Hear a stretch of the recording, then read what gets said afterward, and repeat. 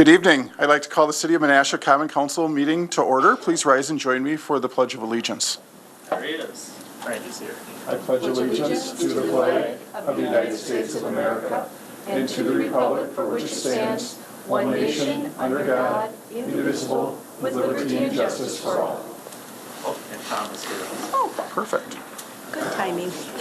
Could we have the roll, please? Alderman Nichols.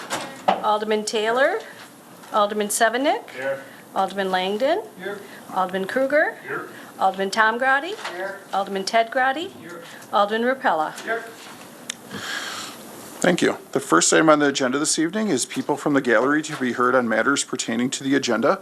And I don't see anyone in the gallery tonight, so we'll move on to the library board and the library budget. And Director Lunds is here with her board this evening, and I'll set it your way.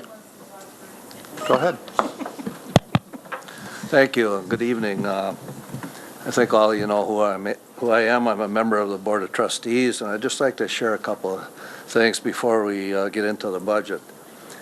I want to say first that we're fortunate to have a really wonderful library in Menasha. And as a board, we're just beginning our new 5-year strategic planning process, and we had 4 listening sessions so far. The feedback from some of the people that came to the meetings was really gratifying. Told us how much they liked the library, said we had a wonderful library. They like us on one floor, it's accessible. They complimented our staff multiple times for their friendliness and their willingness to help. And so I think we all should really feel good about our Menasha library. I think when most people think about libraries, they think about checking out books, DVDs, maybe doing some research or reading a newspaper or magazine. But libraries are so much more today, and particularly ours. We're more like a community center.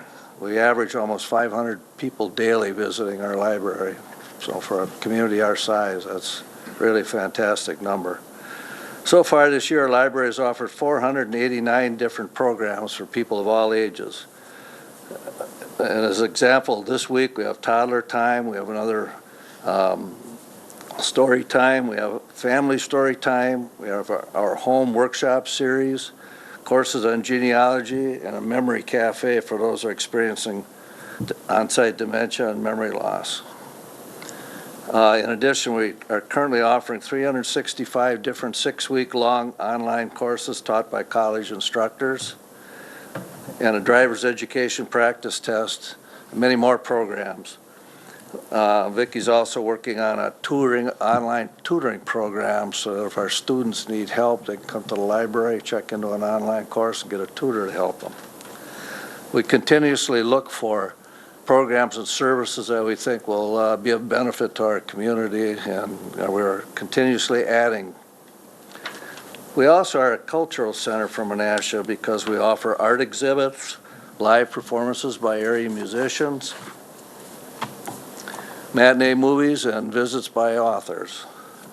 In addition, we interact regularly with city schools, provide some additional service outreach to the bilingual students at Bana. We're collaborating with the Senior Center and the Boys and Girls Club and others, so you can see that we're a busy, busy place. We have a very talented and committed board of trustees that are committed to maintaining the excellence of our Menasha library. I'd like to introduce a couple of them that are here. To my left is Chris Vanderheiden, our super. Bob Golst, to my right is our vice chair, and it's a retired CFO from a local company. Carrie Lane just joined us recently. She's an accountant for Kerber and Ross, I believe. But we have a very talented group, and they're dedicated to maintaining the excellence of Menasha Library.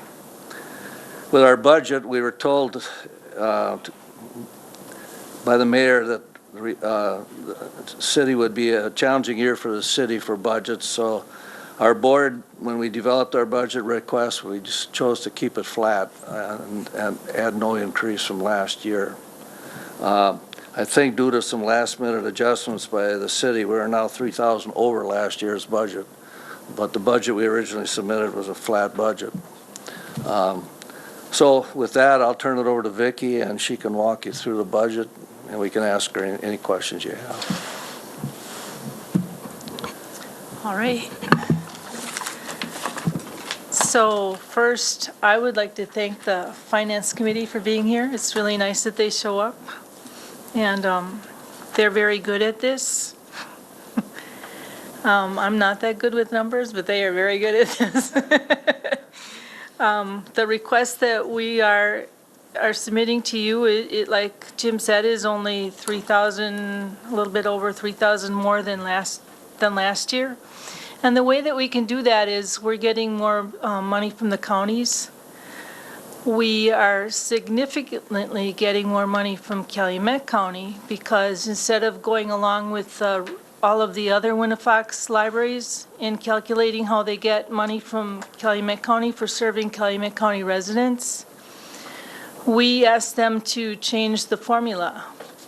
Now, our system didn't really want to get involved with that because Calumet County is not in the Winnifox system. And for me to do that, I just told you how I am with numbers, and would have been really hard for me, but Jim took this on, and he advocated with the committees of Calumet County, a couple various committees, and supervisors, and wrote a letter to the county executive. And now they are using a different formula to calculate their reimbursement to the library. In 2019, it'll be about $30,000 more than it would have been otherwise. And it's going to be like that for subsequent years too. So that's really on him.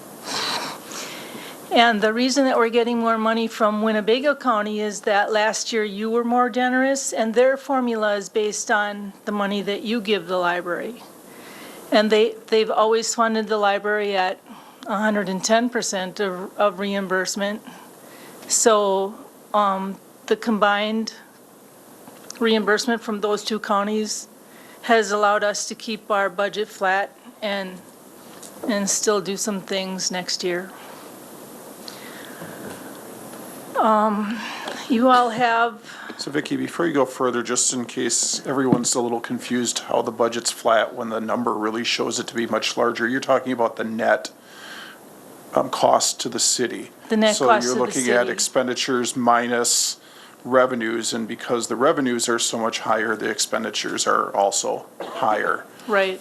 So just so everyone understands, when they're looking at their budget book, it doesn't look flat in the expenditures. Yeah, you're right. So.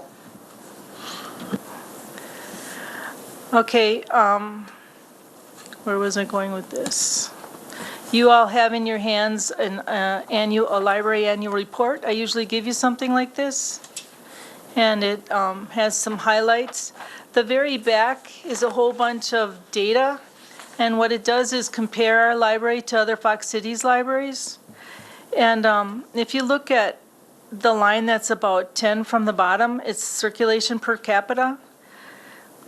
That per capita is circulation per the population in our service area. And our service area is actually the city of Menasha and the east side of Fox Crossing. You'll see that Neenah and Menasha have almost double the circulation per capita as other Fox Cities libraries. And that's because both of those libraries are excellent libraries. And that's thanks to you guys. And Becky. How many books a week do you check out, Becky? A few? So,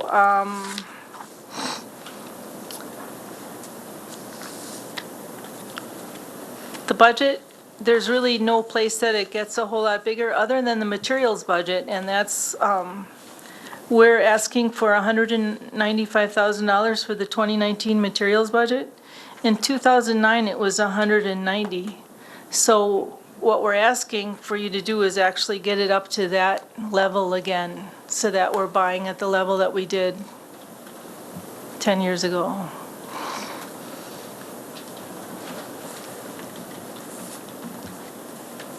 So do you guys want to say anything? Bob? No, I think you Carrie? covered it. Chris?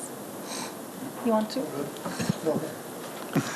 I just wanted to point out on our budget, the line item that we were talking about that's flat is the fifth line from the top, City of Menasha, and that's relatively flat. The other thing we pointed out last year, but it's kind of new to our board and to you, is that the only control that the library has is on the highlighted black items. The rest of it is numbers we really get from John and Adam and the city, so that the areas that we really control are the items in black.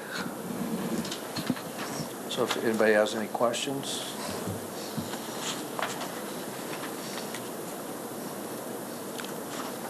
Comments? We're a quiet bunch tonight. Alderman Nichols?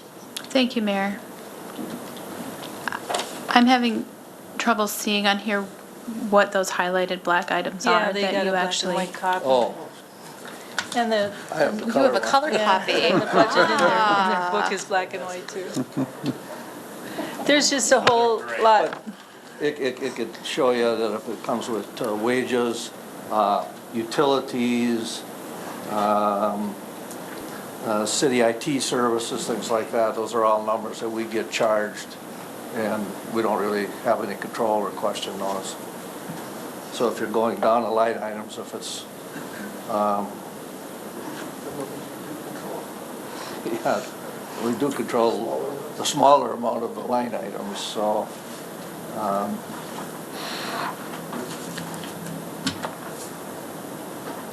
The things on here that I can identify from the color copy include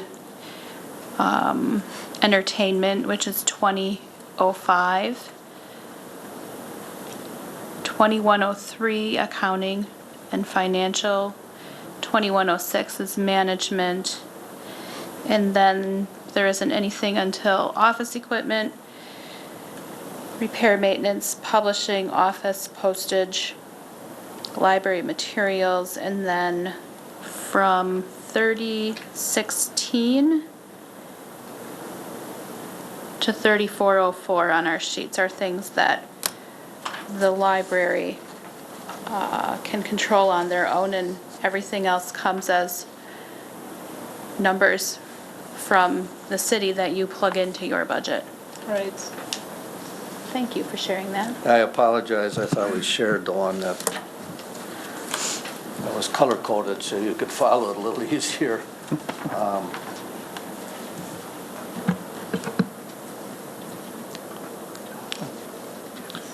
Go ahead, Alderman Langdon. Thank you, Mayor. I'm looking at the overtime. How do you accumulate so much overtime?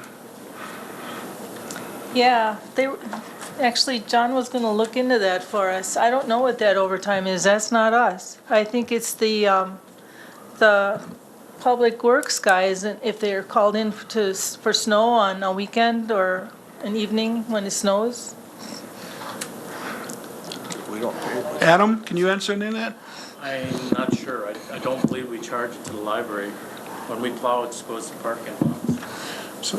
So Vicki, you do have an Yeah, you were incentive. gonna look into that for me, right? I don't know I what's going don't into remember that talking line. about that, but you do have an incentive on Sundays. Is that where, That's that line goes? actually premium time, and that's just $2 over their regular wage, and I think that comes out of wages. I mean, you're asking for $8,000. Only because that's what they charged the library in, in previous years, and I'm expecting more snow, but I'm thinking snow. We'll get back to you. I don't believe that's from our snow removal. Okay, thank you.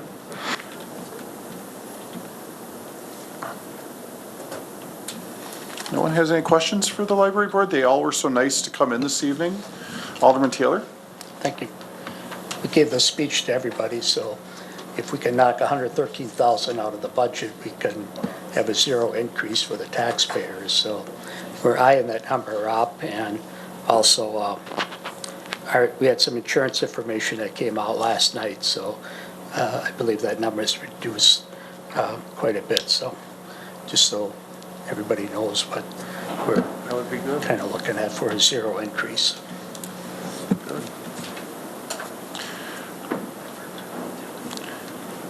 Alderman Nichols? Thank you, Mayor. Line 2501 is other municipal entities, walls, and it's a significant part of the budget every year and continues to increase on an annual basis. Can you just let everyone know what that is and how it serves the library? That's our network, so that's everybody's computer in the library, and, and it all connects to the network that's, the hub is in the Oshkosh Public Library, but they also manage the circulation, the catalog, acquisitions, all of that. It's much more than just the library's network, it's the whole, they call it an integrated library system. It's the circulation system and the catalog and all of that. And how is that calculated every year? That's calculated, yeah.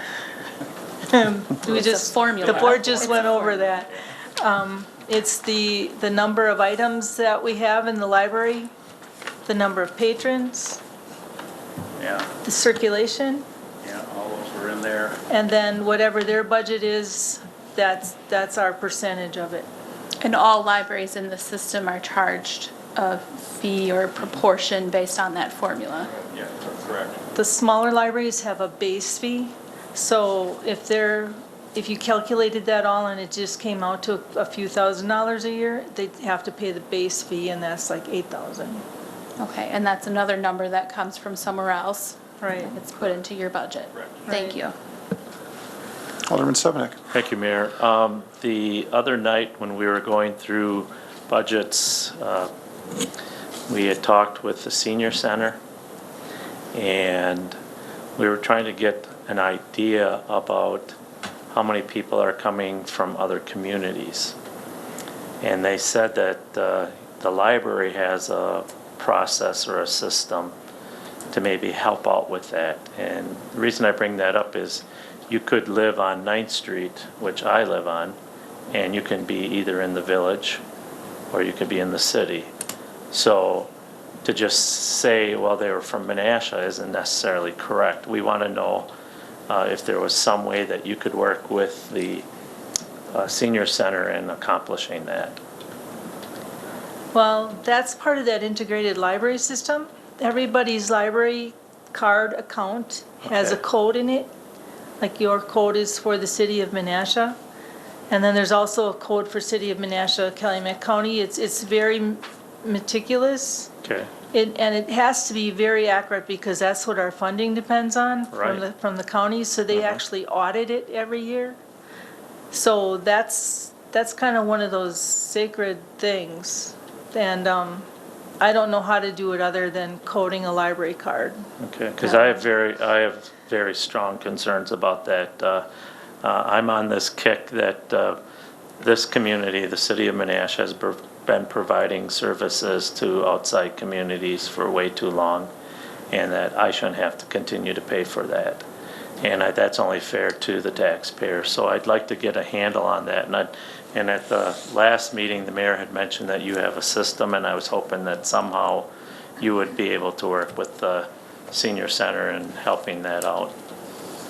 Because other senior centers have closed, and we're picking up all from the whole area, so. Sure. I guess my comment was that a system could be worked on possibly with the YMCA with their cards. That's similar to the way that Vicky runs hers at the library based upon those codes and the address that's attached to that card. So it wouldn't just be, you have a Menasha mailing address, it's you live at 123 Main Street, which is in the city of Menasha. You live at 225 9th Street, that's in the village of Fox Crossing. You live on College Ave, that's in Appleton. So that's the way yours work, basically. And then That's how it works. kind of add it all up at the end of the year, and that's how your funding is based. Right. I'm not sure who is next. Alderman Grady? Oh, well, Doesn't matter. Go ahead. You're closer to the, okay. Mayor. I'm close. Thank you, Mayor. Thank you, Library. You guys, awesome job with the budget.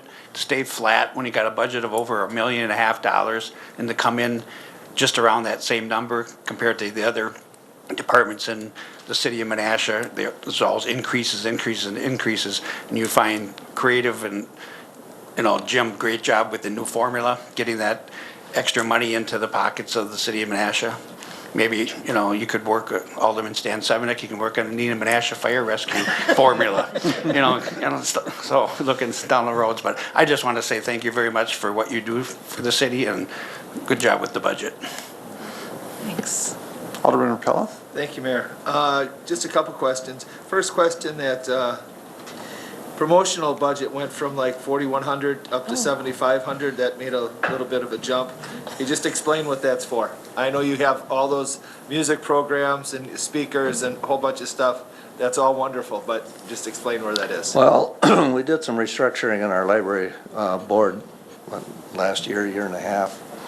And one of the things we felt like we needed to do was the library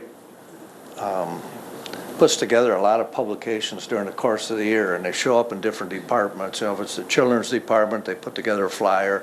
It's in their budget. If it's a reference or somewhere else. And so we thought it would be more effective for us if we created a promotional and marketing budget and pool all that money rather than having each individual department, expensing out different things. This way, we think we can get a handle on actually how much we spend each year for publications and promoting programs and whatever it happens to be. So that line item jumped a bit, but we took money out of other places and put it in there. If the children's department was spending $500, we put it in this line item instead of their line item. Got it. And then we're recording internally every dollar we spend on marketing and promotions. And we just finished a full year, well, we will at the end of December. And starting in next year, we think we can have a pretty good handle on how much we're actually spending to promote the library and the programs in the community. So that's up a little bit, but it's down in 4 or 5 other areas. And then it doesn't contain an increase because we want to be more active in the community, letting people know about the programs that we offer.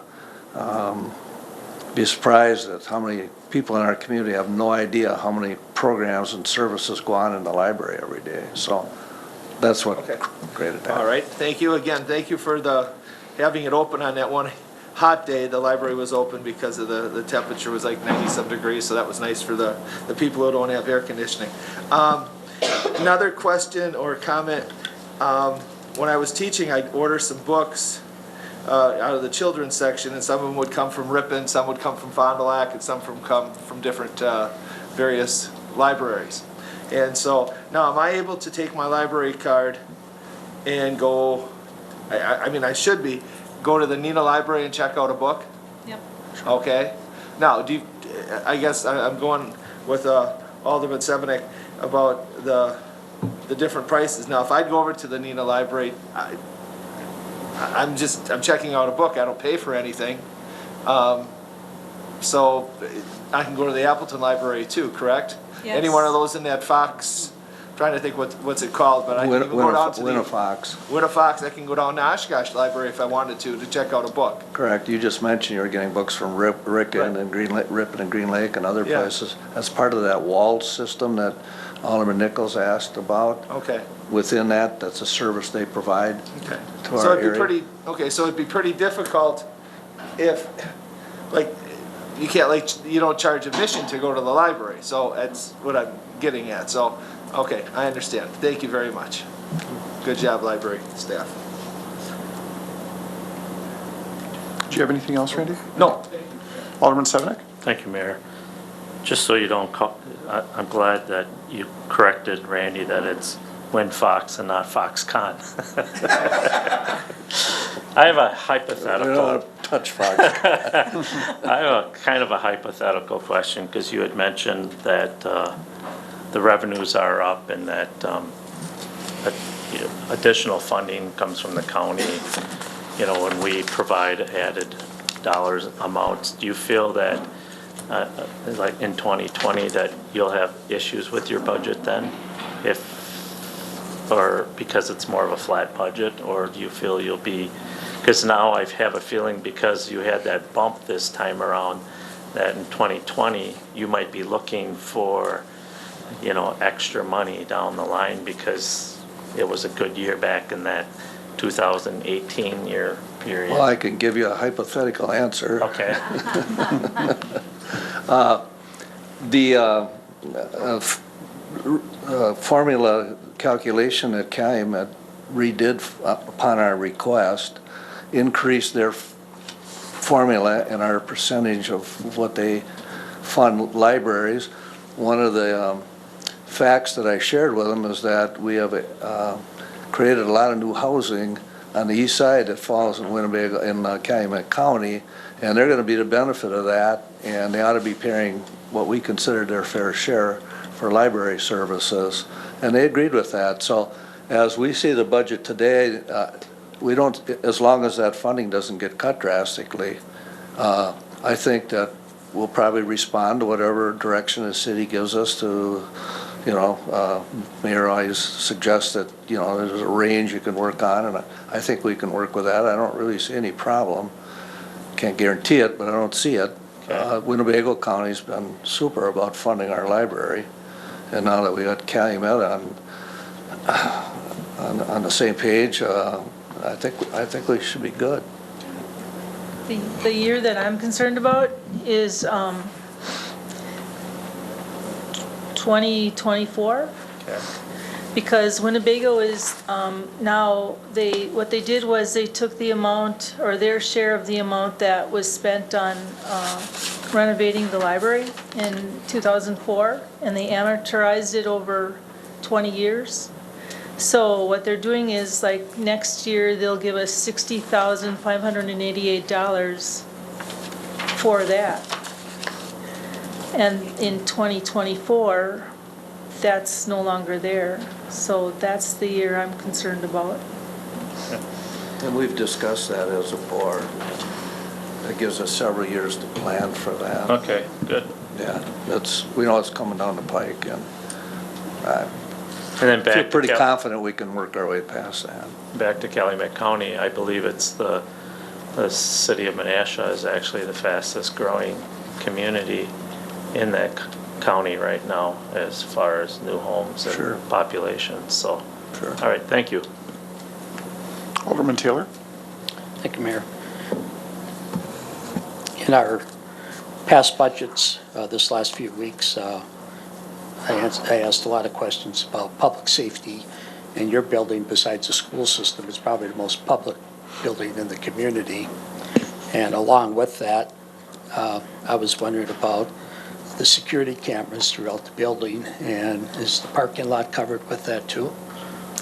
Yes, we just had a security camera upgrade, so now we can actually make out faces. It's not just a blur. And Brian added 3 cameras that look out into the parking lot. And the one that was at the book drop looked down, so all we saw was the hat someone was wearing. Although we did see the boy that was putting ice in the book drop last winter, he looked up and waved. So we know what he looks like. But now the camera looks out at people, and we actually see their face when they put a book in the drop, so. What about We've got that, and we also did, in one of our in-services, we had shooter training, movies and simulations and things like that. And what we realized was that if you were in the teen zone, back in that corner there, you were trapped. So we actually installed a door that goes into the children's room and out, and then out that exit that way. So it was a really good exercise that way. And pretty much is the public area pretty much throughout the library under surveillance? Yes, it is. And there's no dark spots? Not anymore. Okay, good. We like it that we're right next to the police station, James. Yeah. Our response time is really good when we call. Congratulations, I was going to say Alderman Engelbert, former Alderman Engelbert, on the state of Wisconsin Library Board Member of the Year. So that's quite an honor throughout the boards throughout the state of Wisconsin. Nice honor for our library. We're recognized by the State Library Association. Something else, the council, we haven't okayed it, but I've asked other departments that I would like to see the city start a kind of a wish list for different departments and maybe post that somewhere on the web somewhere. And there might be somebody sitting on a pile of money that they'd like to donate for something. And I think it'd be unique to have the community have this list out there that someone may think it would be an opportunity for them or their family or a past member of the family or something that they could donate for. We have quietly solicited funds for specific items for the library over the last couple of years. We have a library board member who's got a lot of contacts, and I will tell you that Faith Technology, one of our new large business partners, has given us several small grants to purchase electronic items for children mostly. And one of the roles of the marketing committee, we're exploring how we can go out and ask the community if we need a specific thing for the library, if we can go out, instead of having slap it on the budget here and have you guys try to find the money, if we can go out and find it. It's something we did low-key, but we're going to be a little more active in doing that as we identify specific issue items for the library. So. You won't be able to count on me, though. I only bought one lottery ticket when it was almost $1 billion, so that doesn't happen too often. So, and I wasn't successful. So, otherwise I'd donate. All right, thank you. Well, keep trying, James, would you? Yeah. You can't win if you don't enter. Alderman Repella. Oh, thank you, Mayor. One more question on the budget. The office furnishings on, let's see here, 5/51/30/19. It went like from $120 up to $8,500. What are you redoing with new chairs or whatever? What's, It's what it is, it's office chairs. okay. All right. Okay, all right, thank you very much. Something comfy to sit in. All right. Thank you. Alderman Nichols. Thank you, Mayor. I'd like to request a color copy of this printout for next Monday's meeting. Thank you. Any other questions for the library board? Seeing none, thanks for coming this evening, and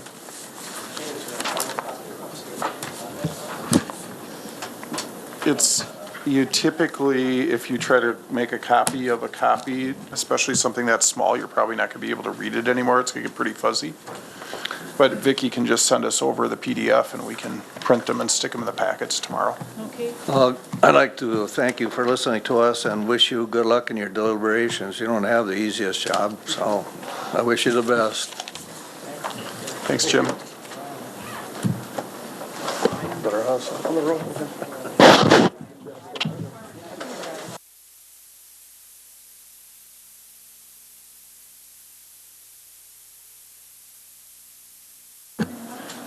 Okay, the next item on the agenda is the Park and Rec budget, and we do have Brian Tungate and Adam Alex here this evening. And if you want to take it away, Brian. Thank you, Mayor. Well, it's the first time I think I've had a PowerPoint for you guys, so we put a relatively short little presentation. Yep. So let's get started. So the first page here, just put up a few photos here that kind of shows illustrates the fact that we're a multifaceted department, and it also highlights a few of the projects that we undertook this year. Hart Park, Coslow Park are in the right and left-hand corner respectively. So we got our Tree City USA Award, we got the Smith Park Gardens we're taking care of. On the rec side, Grunsky-Runsky, the Bubble Run that we've started for the past few years. I think many of you have seen the popularity of that event. So 2018 was an exciting year. We got a lot done, and 2019 should be more of the same. So, well, let's take just a quick look back into 2018. Obviously, a big project we had was Loop the Little Lake. A lot of time and effort devoted to that project, but I think it paid off. Very popular trail and adds a lot to our community, obviously. So just wanted to touch on that briefly. So starting with the recreation area and pool. Different slide. What's that? Oh, I'm out of order already. Okay. All right. Let's start with the park improvements. Let's start with the park improvements. Just touched on the Loop the Little Lake Trail system, and we also, our crew put a lot of effort into the 100 Fox Street green space. We renovated the Hart Park shelter, put in that garage door, painted it, really a complete makeover of that shelter. The photo you see there is of the new Cosler Park play equipment. Got that in later in the summer, and it's been getting a pretty good amount of use throughout the late fall here. We also renovated a lot of courts, and I guess I call that our infrastructure. So we tried to add some new things, but take care of what we have. And so we renovated the Cosler Park basketball courts. We put a half court in at Shepherd Park, and we took care of the Barker Farm tennis courts. There we go, back to the recreation and pool area. So we had our big June grand opening of Loop the Little Lake, and our rec staff was involved with that, and it turned out to be a great day. Otto Grunsky participation is up 10%. We did a lot of more social media marketing was out there.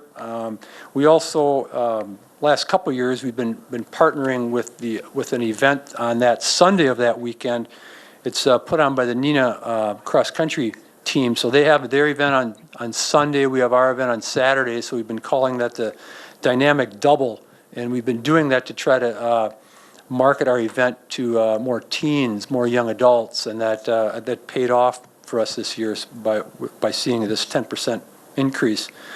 We also did add a few fall programs there. We had a 5-week fall youth baseball program. It was taught by some of our summer instructors wanted to do that, and so that went over very well. We started an adult pickleball program, and we have a waiting list for that program. It's so popular. It started this fall in September. We're doing that over at the Nicolay Gym, collaborating with the school district on the use of their facility, and so that's going over very well. And then we also are offering 2 one-day school programs. This idea really came from our summer staff, and so on November 19th, there's a little Thanksgiving program we're running. That's a day off for kids, and so we're offering that program. And then on December 27th, we're offering a Snow Fun Day, which is a kind of a 9 a.m. to 3 p.m. event over at Smith Park, where we'll give mom and dad a little break that day and entertain the kids. On to the pool. I guess I'd call it, attendance-wise, probably an average year. I think in general we're in the 16 to 20,000 patrons served annually, and that includes swimming lessons and open swim and special events. We do offer swimming lessons to close to 500 kids on average, I think every summer. So that's been staying pretty steady. We had the good fortune of being able to hire an assistant manager / lifeguard / swim instructor at the pool this year. And she was the assistant manager at the Neenah High School pool, and she brought a different set of eyes to our pool. And we were, and she actually offered some safety training to our lifeguards. She also offered a lifeguard training class. We kept the pool open a couple days after the pool closed for the season, and she taught a lifeguard training class. So that reason I highlighted that is that with this new rec supervisor position, this is the kind of thing we want this new person to focus on, staff training, facility safety, those sorts of things. We just got a little glimpse of what that, having that type of staff available can mean for the pool. So I wanted to bring that up briefly. And then lastly, not trying to pat ourselves on the back too much here, but I think Adam can attest to this. I think we truly did hear more comments this year, either whether it be on social media, talking about the cleanliness of our water at the pool or just our staff friendliness. But it just seemed to me, and the comments that I've heard, it was just, a good positive year at the pool.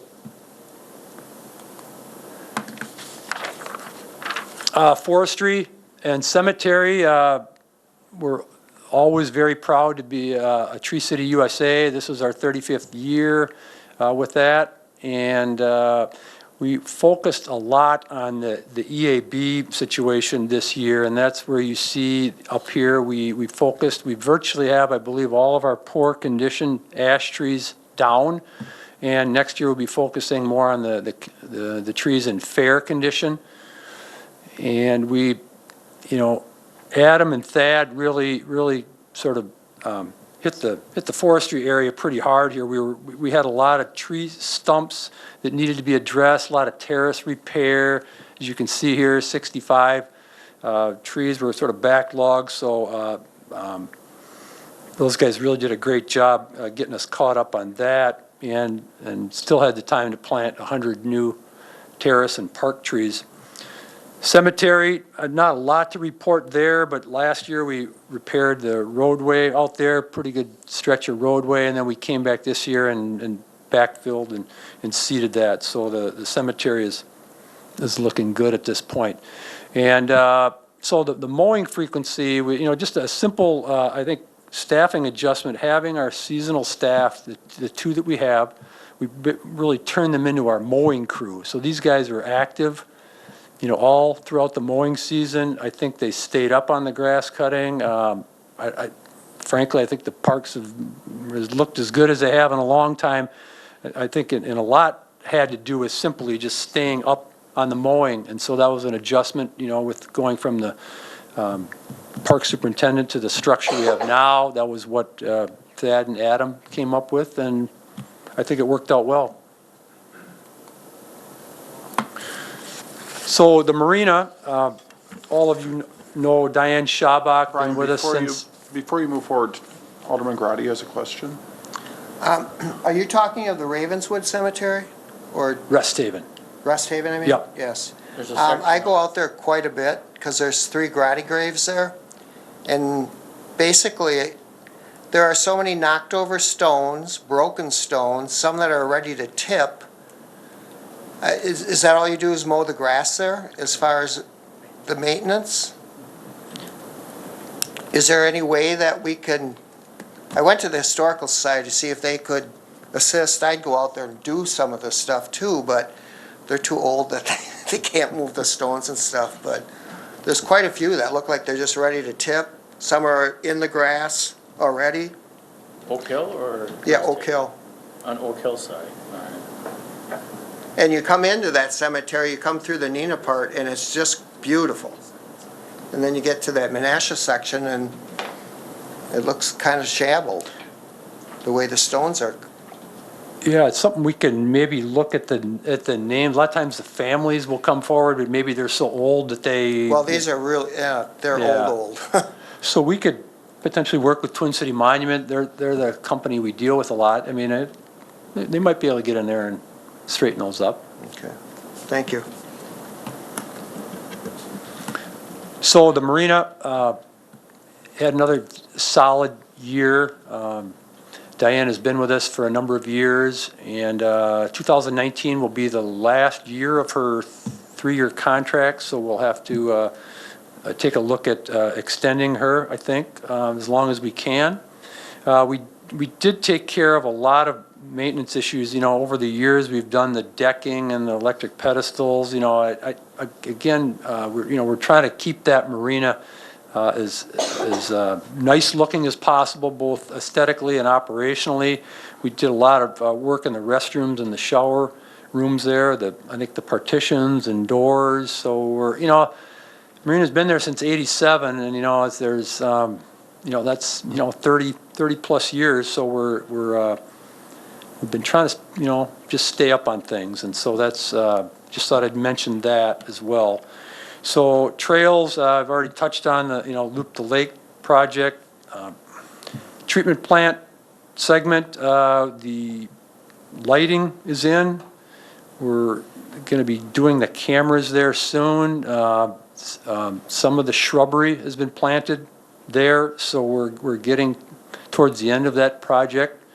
And so I'm looking forward to wrapping that up soon. The one thing I'll add on the landscaping, there's arborvitaes that will be on the north, which are now planted, and arborvitaes on the south. We're going to be doing the south arborvitaes in the spring, just because there's some light, the trenching and so forth. We didn't feel it was a good idea to try to get those shrubs on the south end and in until the spring.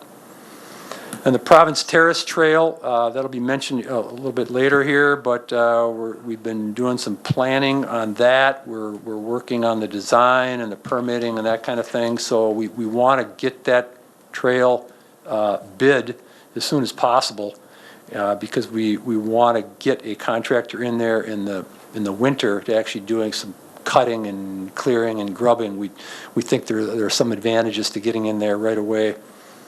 In January, if possible, to start that project.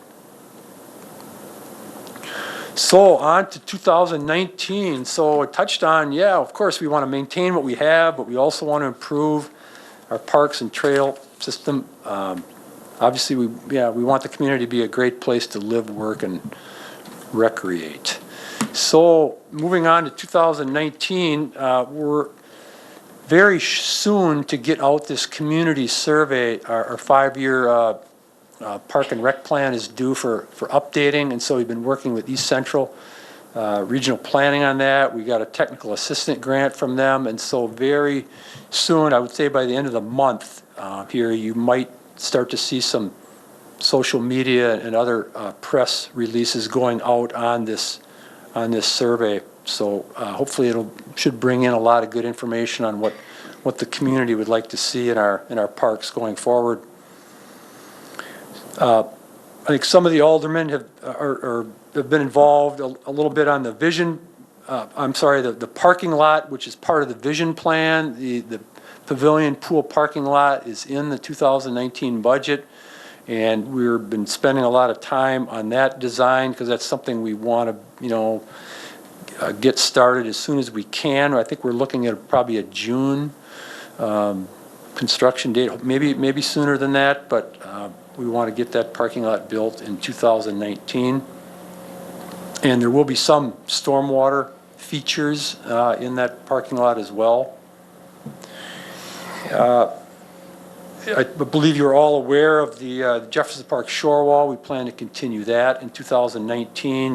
That's going to be an in-house project, and there are some, I think, $50,000 that was carried over, or will be carried over from 18 to 19 to keep that project going.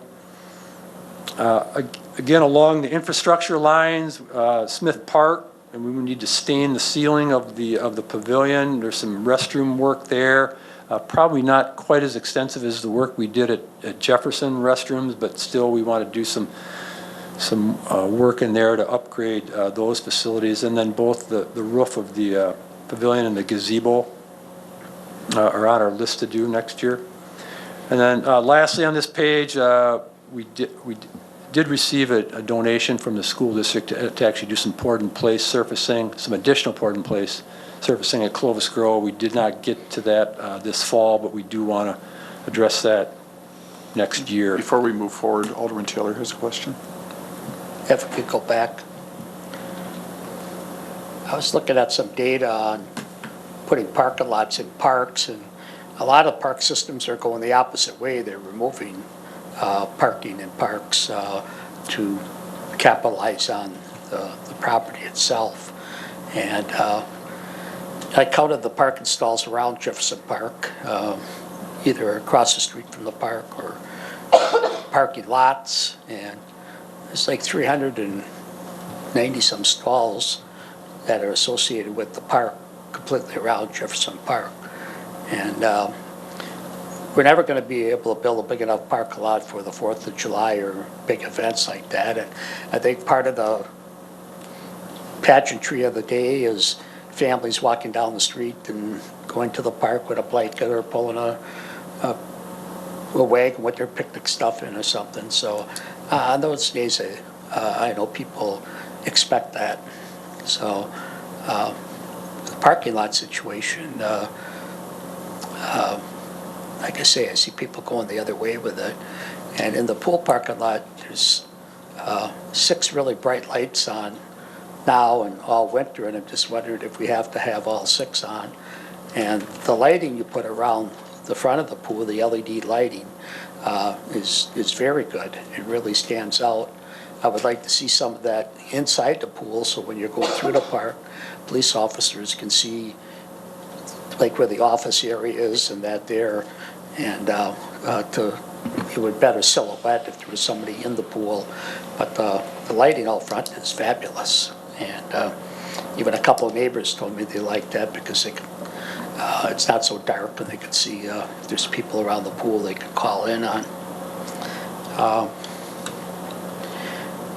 You said there's a couple of days you closed the pool and then you had some training things. Have we ever looked at having that K-9 day like other communities have? Or?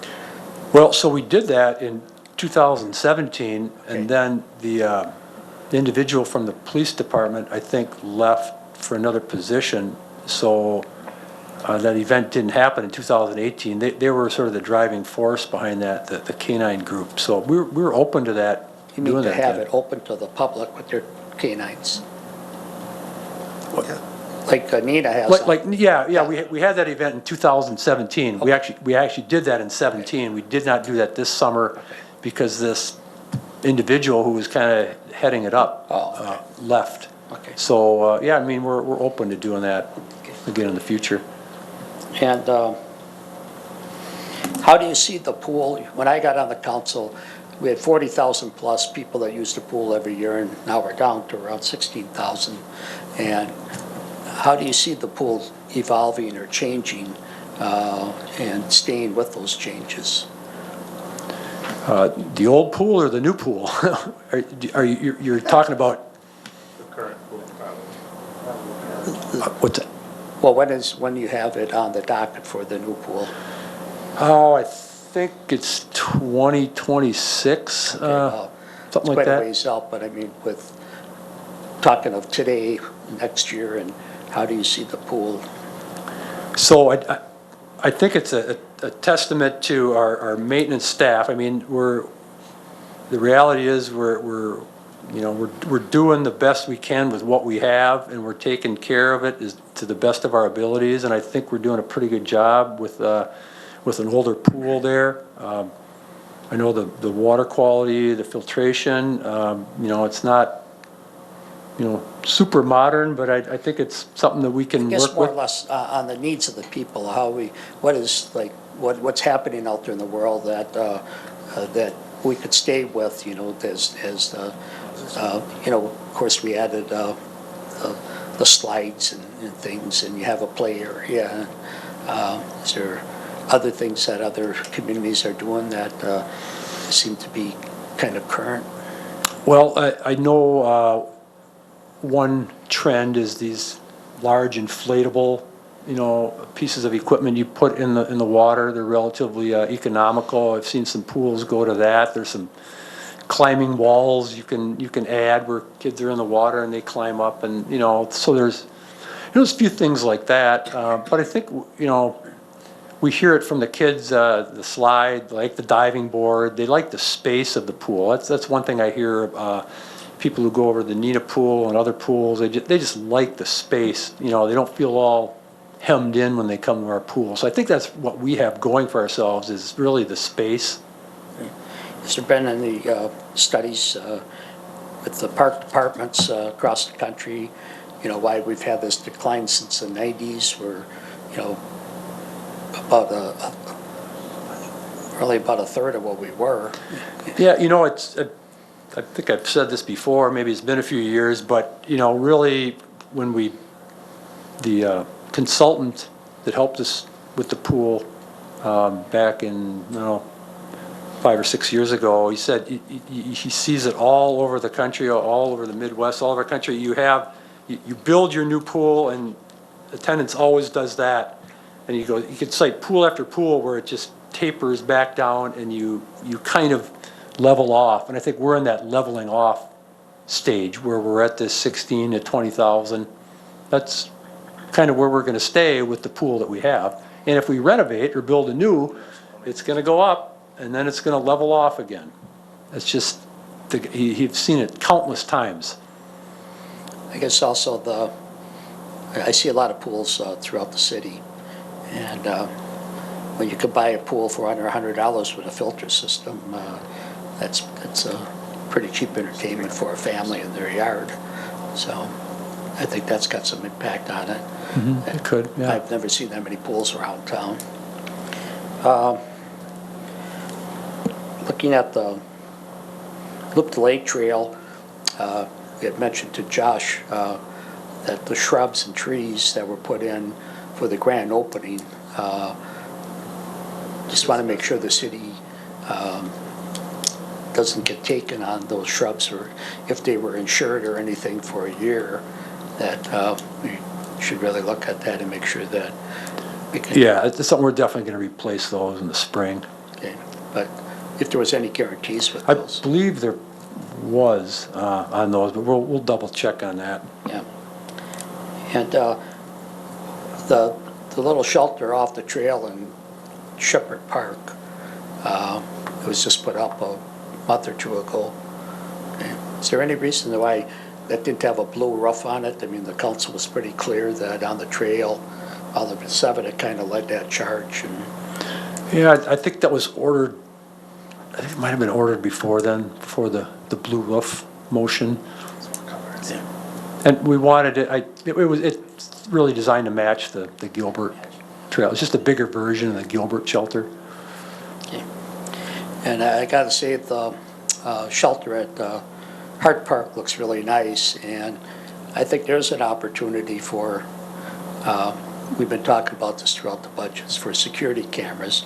It seems to be one of the most heavily vandalized areas in the city, and certainly I think we should look at some point on, I see Nina has cameras in some of their parks, and it probably wouldn't be a bad idea to start with that park and that shelter to stop that vandalism out there. It seems to happen quite a bit. Yeah, I think what gets hit there the most is the bathrooms. I don't think the exterior has been that bad, but I think the interior bathrooms. So that might be an idea.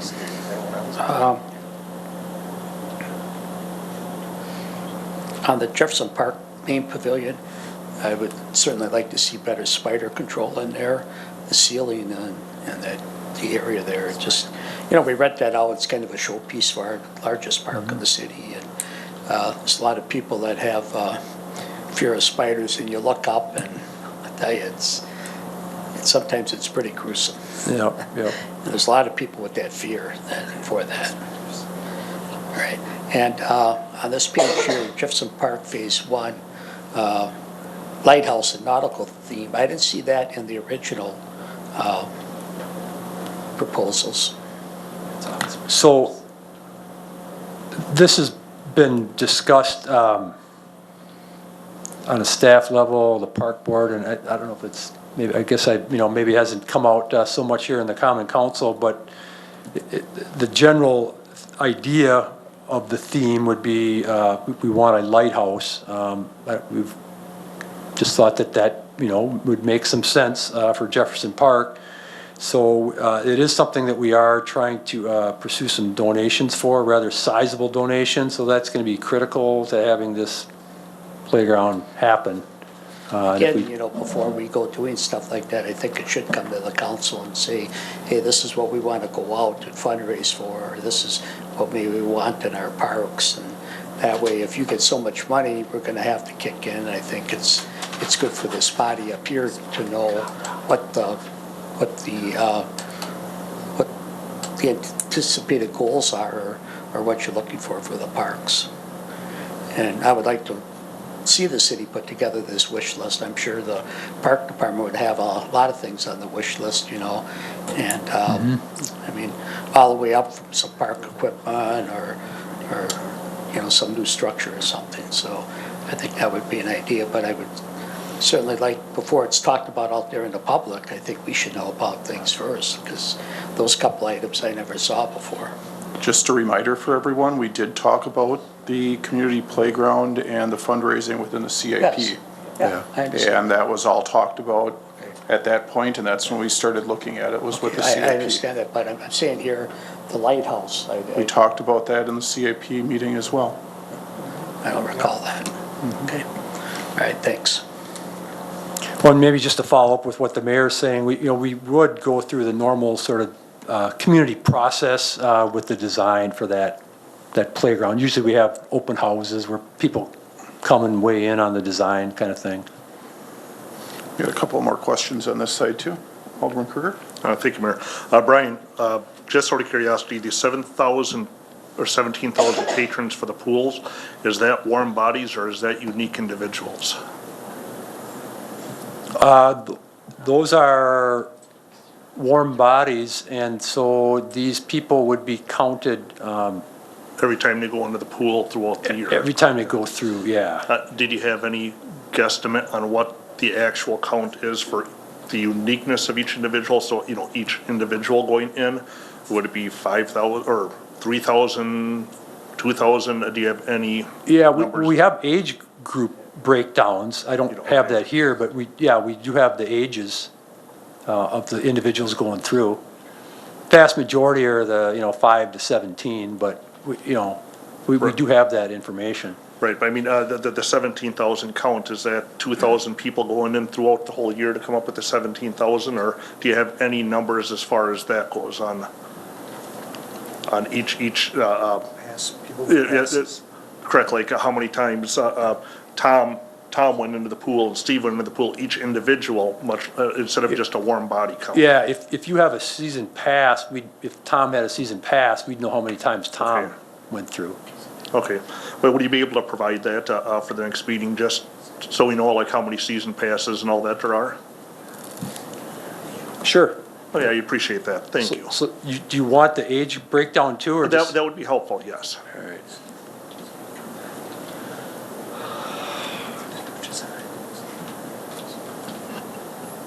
Thank you. Alderman Repella? Thank you, Mayor. Brian, how many days is the pool open? Was it open this last year? I don't have the specific amount of days, but it's roughly about 68 days. Okay, I mean, that's 68 days during the summer, so I know that's the 3 months. Okay. Yep. Okay, so it's rain days, lightning, those type of things. those Yeah, I days mean, don't you count. deduct some Sure. half days and they're out of Got that, but, so it's probably in the, mid to low 60s, something like that. Yep. All right. Any idea when we're going, like, when you drive by there, those bleachers up top, boy, they're in need of a paint job. Any plans to update or make that look a little bit more presentable up top? That's been a conundrum of really what to do with that. It's really not open, to the public. I mean, from 3rd Street, doesn't look that bad. From the pool side, doesn't look good at all. So we really have not come up with a good plan, and we don't, unless we're gonna take it down, or it's one of those things we really do, honestly, we don't have really a plan for that at this point. Okay. Do you want to slap some stain on it? I guess we could do that, but we haven't really talked about it much. Okay, because it just looks like it's an eyesore when you drive by it coming from, let's see, over by Tom's house, coming towards down Third Street. You can just look at it and it looks not very nice. So people don't go up there and sit and watch sit up there anymore? No, nope. Okay. Oh, okay. I mean, we used to go up there when I was a kid, just to, whatever, and, Cause problems? yeah, that too. That's why it was closed. No. All because of you, Randy. Yeah. Okay.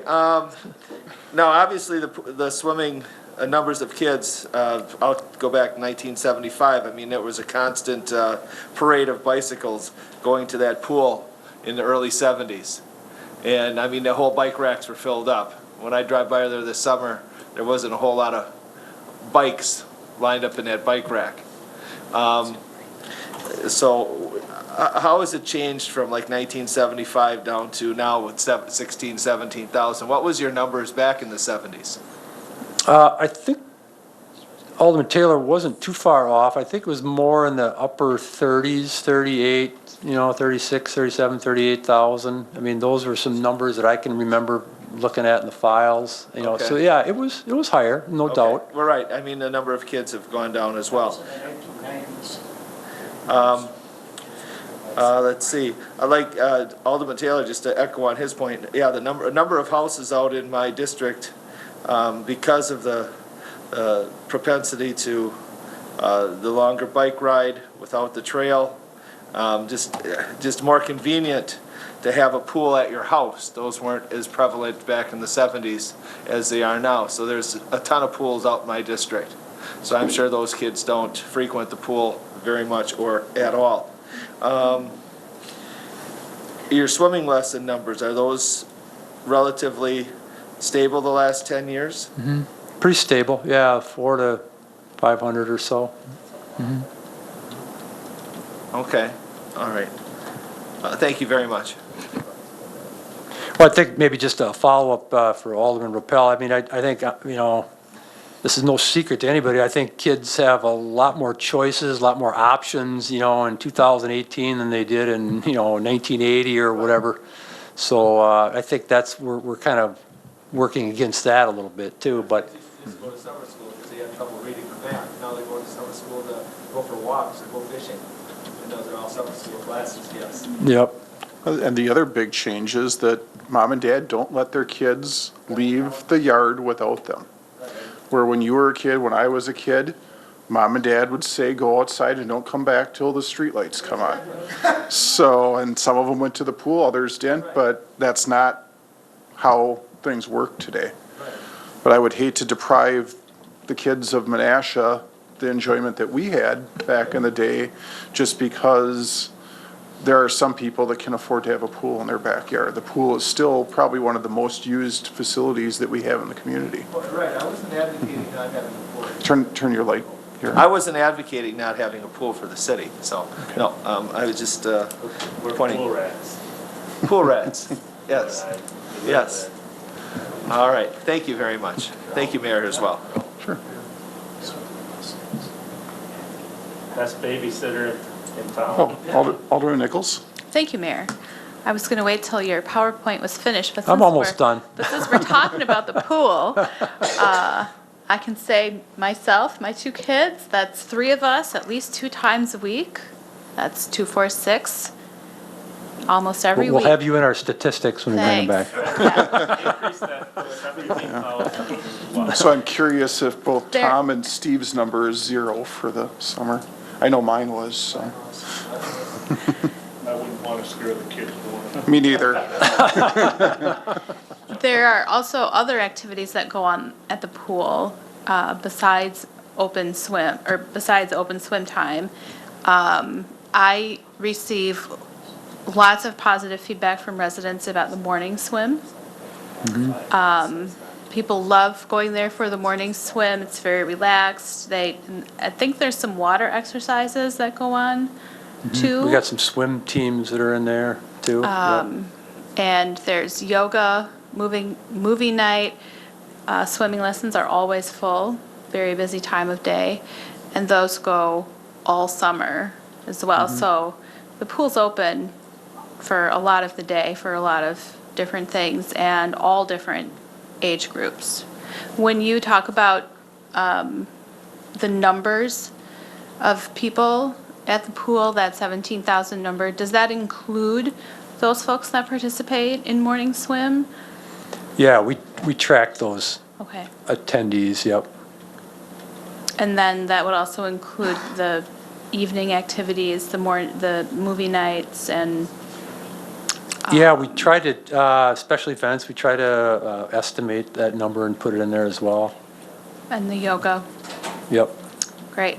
And I also received compliments from people who live outside of our community who were visiting our pool from neighboring cities on positive feedback on the condition of our water, the cleanliness of our pool and the pool area. So thank you for all of your work on that.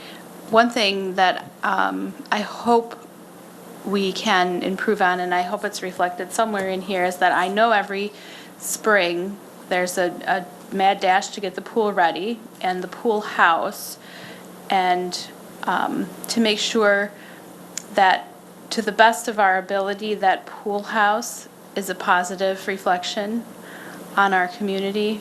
I would say this is the first year that I've kind of noticed, I was questioning, things are kind of looking a little bit like they did last year. So, some paint on the walls and making sure the shower area looks good and that sort of thing. Maybe even some new curtains. That would be good. Just the little things that go a long way and make a statement. Thank you. Alderman Taylor. I just want to say, the men's restroom at the main pavilion at Jefferson Park looks fantastic. Really, whoever did that did a super job. And it's nice to have it looking like that. Yeah, that did turn out nice. You're never going to get finished, Alderman Repel. Last one, I'm sorry. So Brian, I know you mentioned the bleachers as well, that you're still in a conundrum with what to do with that. Do you foresee having any decisions made by sometime early next spring as far as what you're going, I guess what I'm saying, are you just kind of putting it off until hopefully we get a new pool at some point? I don't think we can wait that long. I think we both took this note down here, and we're going to Okay. talk about something for that, because I agree with you. It does look bad. Right, okay. Thank you very much. Alderman Taylor has something. One other thing. That sidewalk we're putting in along I call it the lakefront, where Lake Winnebago hits the seawall. Are we monitoring that right now, or are we looking to take that down further? Would you guys run out of time or run out of money? I don't see that time. So the game plan there is the $50,000 that the council is going to allowed us to use for next year. Our crew is going to be sort of pecking away at that, and we wanted to get to the far west end by the end of the summer. That might be a little ambitious, but we do want to continue that. Okay. So we're going to continue that up to about where the island is? And all the way to the west end, the very end of the park is our goal. Okay. So I've kind of polled the fishermen this year, and in the river portion there, where they all fish behind the West Diamond there, they would rather see it stay as it is in that area there. And one thing I noticed with that test strip you guys have out there, boy, the geese or ducks, they love it. So I think it would almost be a daily maintenance problem to have a small street sweeper with a wash on it to keep that clean.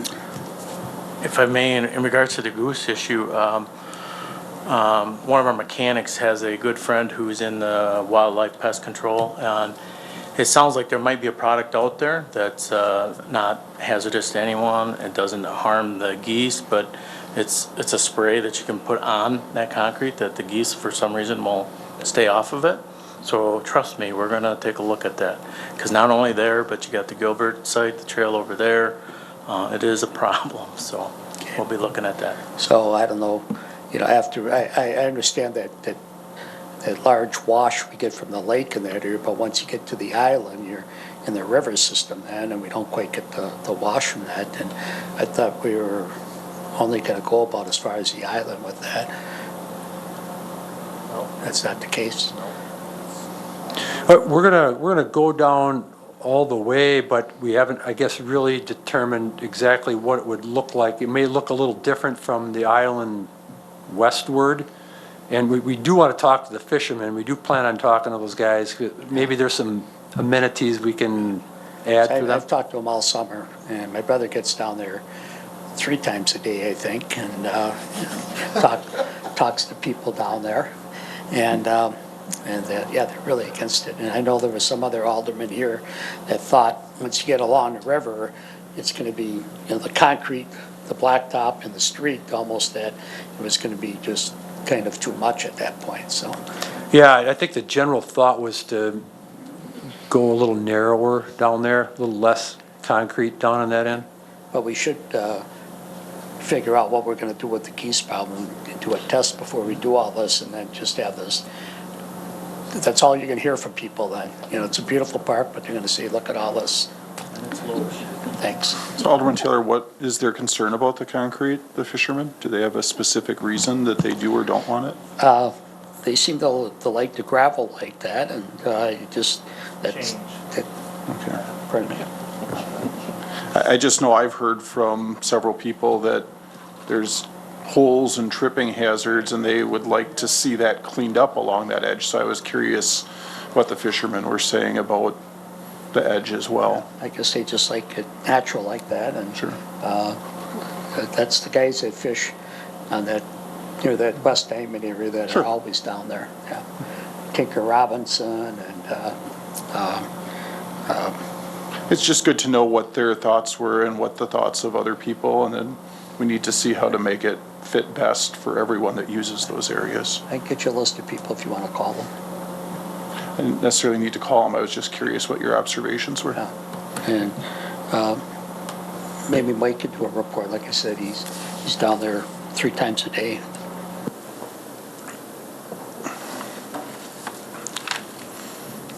Ready to move on? Go quick before we have more questions. Okay.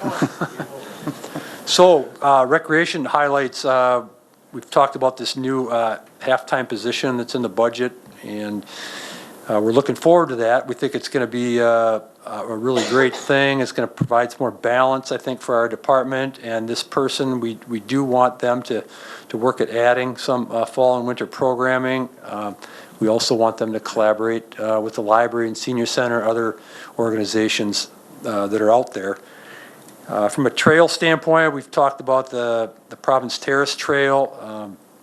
There's monies within TIF 9 to do that, but I want to give you a little bit of an update.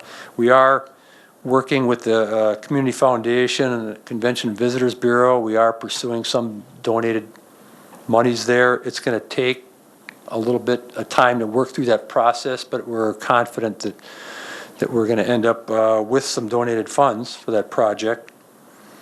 And then Nature's Way Trail Extension, TIF 9, that's going from, Nature's Way east to the Appleton Water Treatment Plant. That's also in the budget. There's a developer there putting in a sanitary line, and so we want to take that opportunity while that area is being kind of dug up and so forth to be able to put the trail in there. So that's a highlight from a trail standpoint. Pool highlights. As I touched on earlier, we envision this recreation supervisor to have this aquatic background too, so we really want to, obviously we need to acclimate this person to our new facility. And really, bullet point number 2 touches on, big reason, why we want at least some, part of this person's time at the pool to review our safety programs and get involved with customer service training and just make sure we have doing the best that we can do at the pool from serving the public. And we had leaned on Adam over here quite a bit this past summer. He put his pool chemist hat back on and did a great job kind of picking up where he left off a few years ago, but we do want to go to a little bit different staffing there. We want to get a couple more guys, I think, trained up and sort of operate the pool a little bit by committee, but I think that's better where I think his time is probably better spent elsewhere than being at the pool all summer. So, I don't know if you have any follow-up comments on that, but I think that's kind of the game plan for running the pool next summer.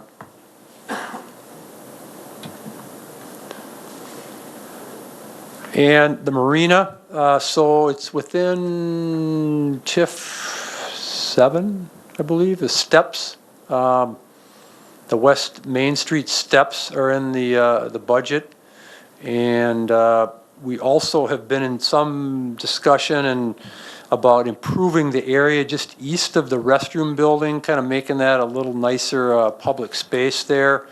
And there are some marina renters who have expressed some interest in that project and donating towards that project. So that's something that haven't been working on a lot lately, but it is something that we'll get back into, I think, over the winter and spring, because I think the plan is when we do the steps, maybe we could make some of these improvements on that corner as well.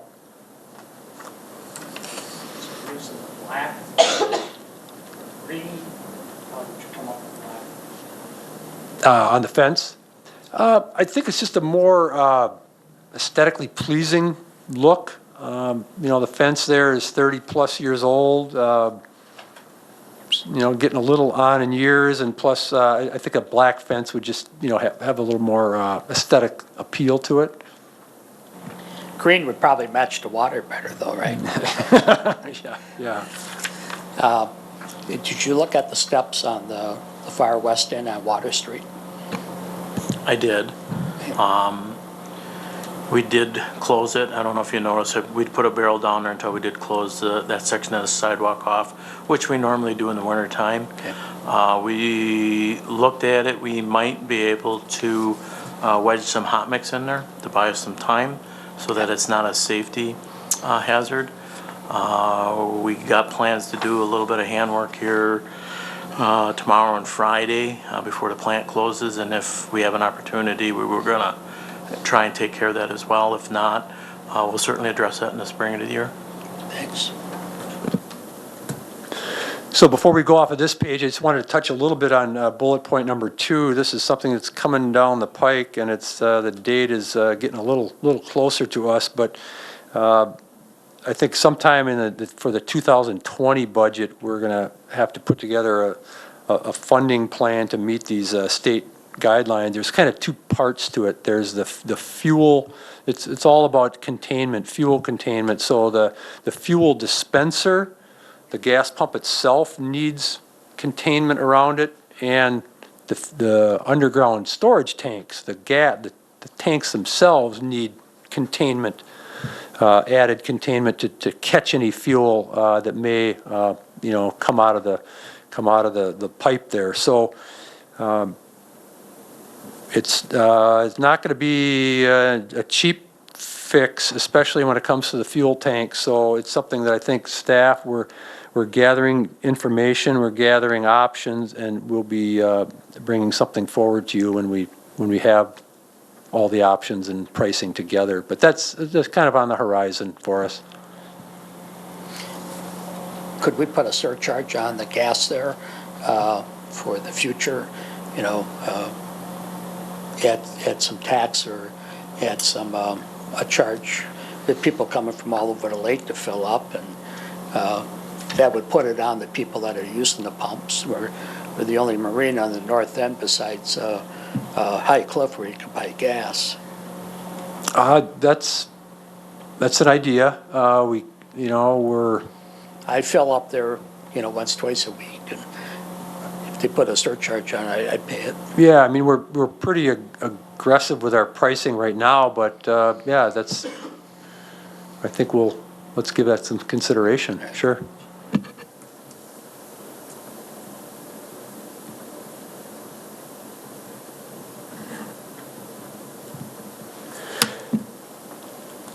Okay, and I think this is the last slide here. I touched on most of this already, but we want to really push ahead with our EAB plan. We want to really work on the trees in fair condition and replant where possible, and we're still going to try to target 100 trees, park and terrace trees, Tree City USA. Next year is District 1 and 2 for the residential tree planting program, and we also want to target some terrace areas as well.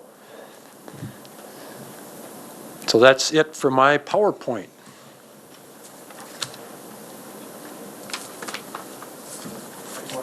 Did anyone have questions for Brian or want to discuss anything else? Alderman Kruger? Thank you, Mayor. Brian, on the revenue end of it, because the Parks Department's unique, it can actually generate revenue for the city. And some of the events that are happening in the parks or have happened, the parks are starting to wane, and Seafood Fest is closing down now, is not going to happen next year. Is there a game plan with the Parks Department or even combining with community development and the Parks Department to entice more events or start regenerating the interest in the city for events to come to the city to utilize the park systems? That's a great question, and we have not had a lot of discussion in that area right now. But it's a great suggestion. We should do that. I think it would just, again, because we seem to have lost a lot of events up to this point, and it would be nice, again, it's generated revenue above and beyond the tax levy for the city. I mean, just food for thought on that. Sure. Do you want to share our idea that we had thought about, Brian? That Josh and you and I have talked about a little bit? Sure. Why don't you start that off? You want me to start it? I think a few of you know about this, but we've been talking with Josh, and I've been in Milwaukee quite a bit as well. And Milwaukee has weekly, they're like concert series in the parks, but they're also beer gardens. And I forget what they call them in Milwaukee, they use a German name for them, but they generate a lot of money for the park system. And one of our ideas was, could we start a small beer garden within Jefferson Park and to run it in such a way that it's not a place to go get drunk, but it's a place to go enjoy 2 glasses of probably fairly expensive beer and listen to a 1 or 2 piece band for the evening and just hang out and relax is what kind of happens in the Milwaukee area. And we've been bouncing this idea around a little bit. I talked with a couple of our rec staff from last summer that are interested. Other people from Milwaukee have said that it was an interesting idea. The challenge is always finding someone to actually run it. The city itself cannot take out a liquor license, so we'd have to have a nonprofit that was running it and then somehow, or a corporation that's running it and then somehow get those funds to come back into the park. But we thought that that might be a way to generate a continual use of the park rather than just these large one-time events as well. So we have been thinking about some of these things.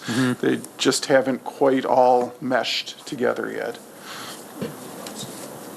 I thought I saw another question someplace. Alderman Nichols? Thank you, Mayor. I had 2 questions. As long as the forestry slide is up, I'll start with that one. Some communities are moving towards a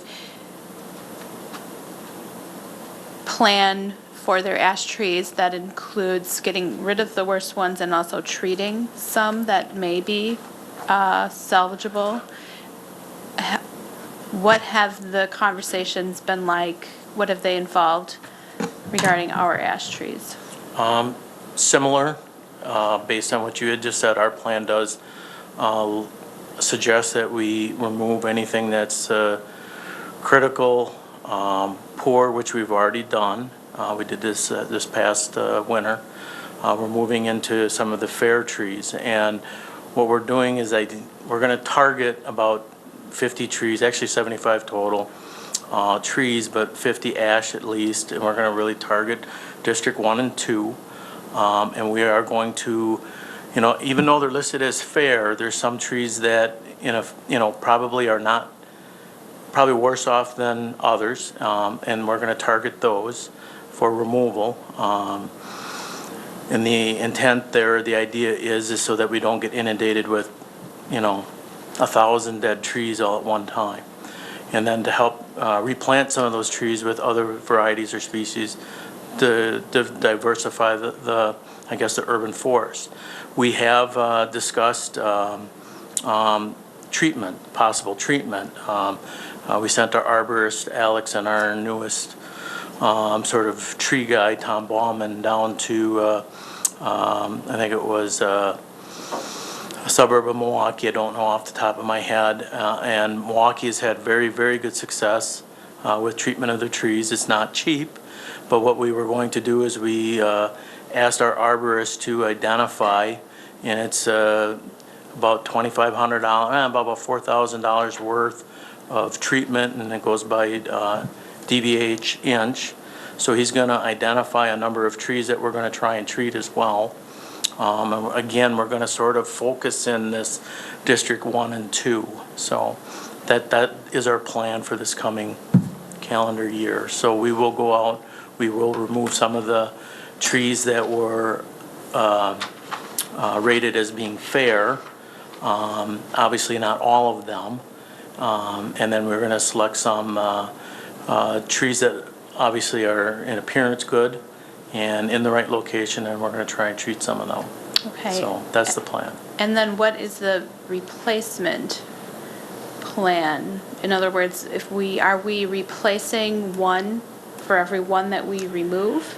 Well, we really haven't identified a one-for-one, but obviously part of this plan, and then was it not this past summer, the summer before, part of our grant was to identify planting locations as well, and sort of taking all of that information, bringing it together. We will lay out a plan A.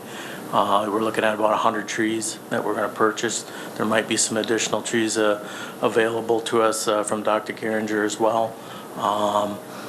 But we're in the process of sort of coming up with a concrete plan as to what trees we're going to remove, what ones we're going to look to treat, and then what we're going to replace them with.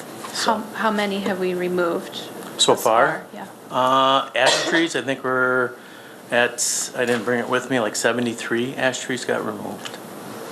So. Seems that we still have somewhere between 600 and 700, somewhere in there.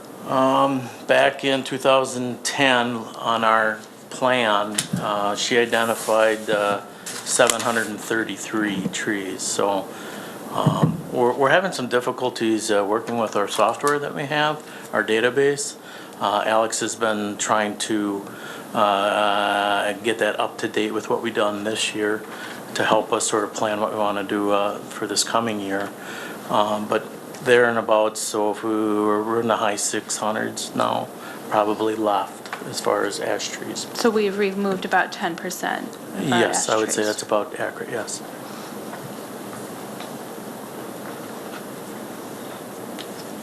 Thank you for that. My second question is for Director Tungate, going back to the pool. I think it was last year, maybe the year before, we were experiencing some issues with lifeguards because of the wages being offered, and we worked hard to remedy that. Could you provide an update on that, how that's going and what you anticipate for next year? Well, the situation has definitely improved. We were able to hire with relative ease, I guess, a full staff this year, definitely better than the year before. And I anticipate that to be just as good this coming year, if not better. Part of the reason was we offered this class, so there was 4 or 5 lifeguards that were trained there. Hopefully 2 or 3 of those at least come and apply for us, a position at our pool. We're starting, I think the word is kind of getting out that Menasha Pool is kind of a good place to work for a summer job, and so we are getting, kids applying from, Neenah, Appleton, and so forth. So I would say the entire lifeguard hiring situation has improved, definitely. Thank you for that update. Alderman Sebnek. Thank you, Mayor. If you're done with your presentation. we talk, the right page here. Okay. 156 of your budget pertaining to, I believe it's swimming pool, the general fund. I pretty much have a question on about 8 items, so, So it's 156, you said? yes, page 156. First one is overtime. I know that you've used overtime. Well, explain why we have to have overtime in this particular budget. Historically, a lot of that overtime has occurred preseason, prior to getting the pool up and running. And Superintendent Brown, in my opinion, I think a lot of that can be eliminated. During the course of operations, though, we do have some call-ins. We will have situations where something's going wrong with the pumps or the filters. So I'd like to think that moving forward, you'll see that that number will or should go down, so. Okay. The tools and equipment, about the middle of the page, it was 0 and now it's 5,400. What's being proposed there? Actually, it's a fiber optic. Yes. Oh, yeah, the fiber optic, that's right. Could you explain that, because that's been in the other budgets? I'm sorry. Why did I say tools and equipment? I'll let John.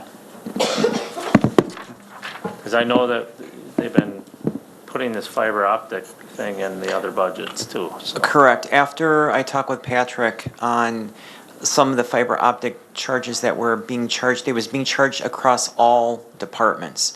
And we felt it made more sense to allocate it to specific buildings, which meant that it wasn't going to be globally charged to every single department, including the Common Council, including the mayor, and all the other departments that wouldn't necessarily need to have a charge there. So we felt it better to charge it directly, since we now were able to get the breakdown specifically by building. We were never able to get that. It was just a grand total.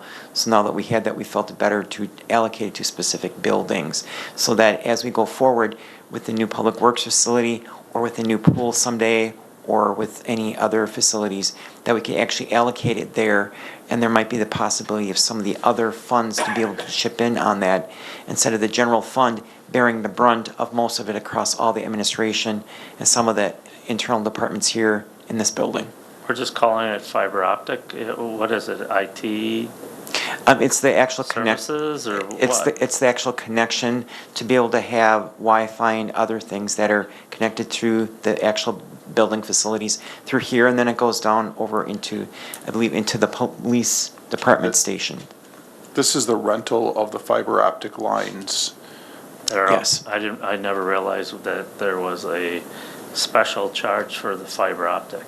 This happened at the pool, I believe, before I was mayor, but this is a extremely expensive piece of fiber optic that probably should have never been put in for $5,000 a year for 2 months.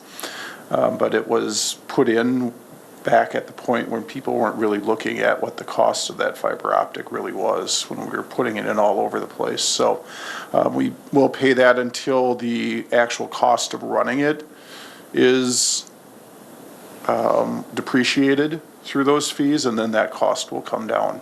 But we still owe, I think, $300,000 or $400,000 on our fiber system, and it's close to what, 20-some years old now.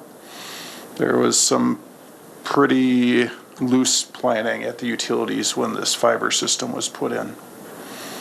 Okay, that's probably a discussion for another meeting someday. That would be a discussion at the utility commission level, though. So- Okay, well, I mean, that represents what we're doing.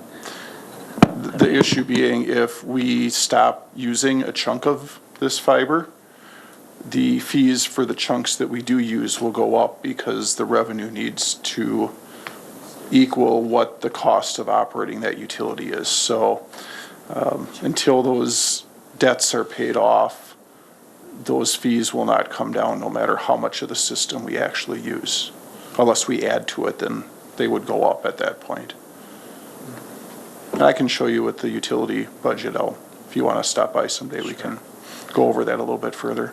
Just a little bit further down then, the specialized equipment, there was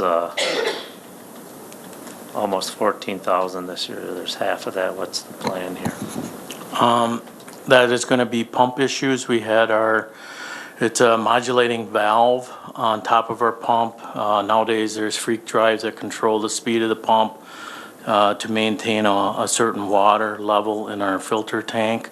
That was rebuilt. We had an issue with our mushroom pump. So we had, I forget the name of the company. They were there several times. So we had some pump issues this year. Okay. And small projects?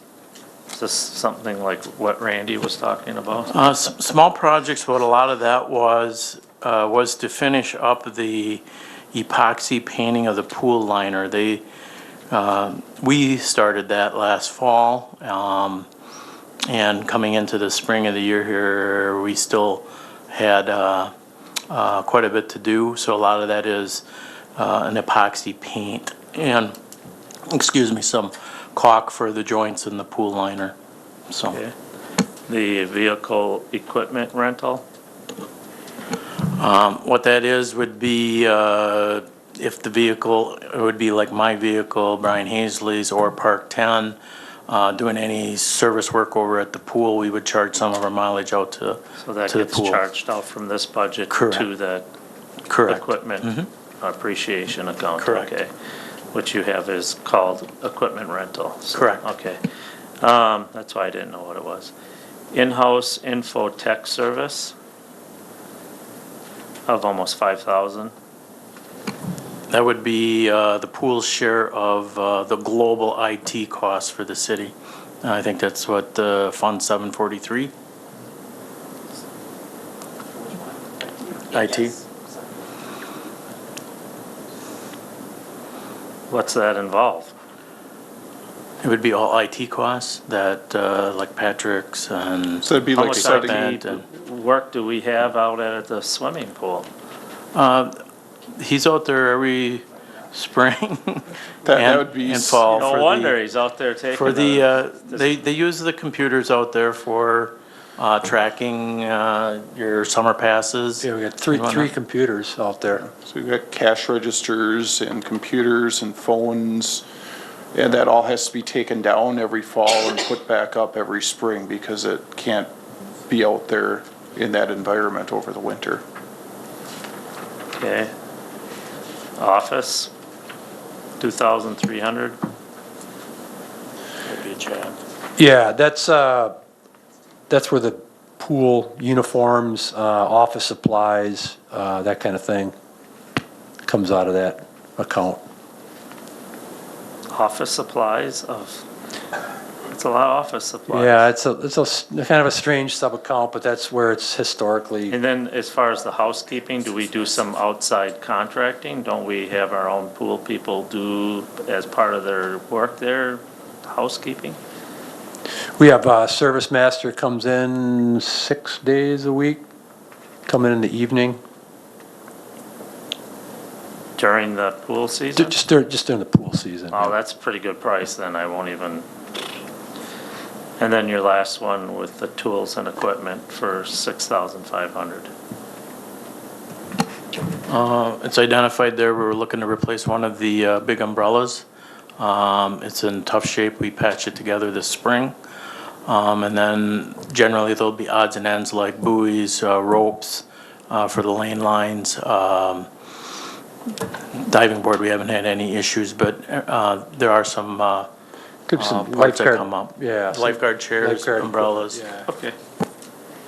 It's not itemized well enough for me to know what those are, so I'm sorry if I took up people's time.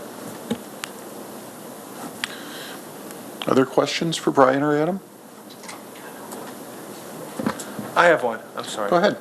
Thank you, Mayor. Brian, how much money do we take in off of memberships and day-to-day charges? What is that? What amount is that?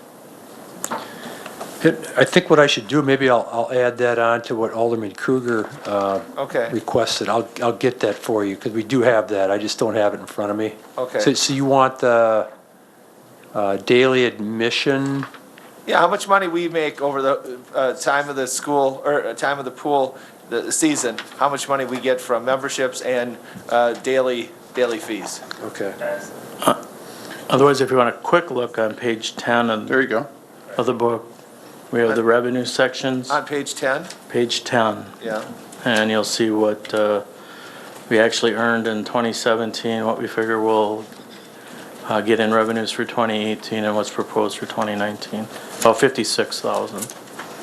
but Alderman Rappel, do you want the specific breakdown? That's more of the, sort of the lump sum revenue. Do you want a little more detail? Yeah, you can do the detail. That would be great, Brian. Okay. But Adam, you said on page 10, it actually has some other things? That would Okay. be a revenue section of the budget. Page 10 has park and rec revenue. It has parks, pool, recreation, boat launch, boat slip rental, pool concessions. That's in there too. Okay, And breaks it out for you. yeah. Okay. All right, no, thank you very much. Anyone else? Okay, if there's no one else, we'll move on to the community development budget.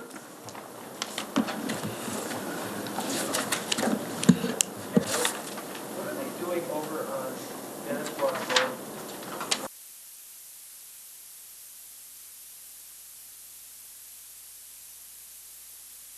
Ready? Okay. We have Director Schrader here this evening to talk about the community development budget as well. Well, thank you guys. I know I feel bad after watching Brian's. He's got so many pictures in there. I didn't get any pretty pictures, but You just have the same picture on every slide. I do have the same picture on every slide. See? All right. So exactly. So just kind of going through some major accomplishments for 2018. Obviously, staff transition with the another director leaving, and myself taking on that role, and then getting our associate planner, Joe Stevenson, on board in April, and he's really taken on a strong role. We can kind of throw more stuff at him every day. Completion and sale of 867 Valley Road, sale and development of 87 Racine Street. So that's the Jimmy John site that is under construction.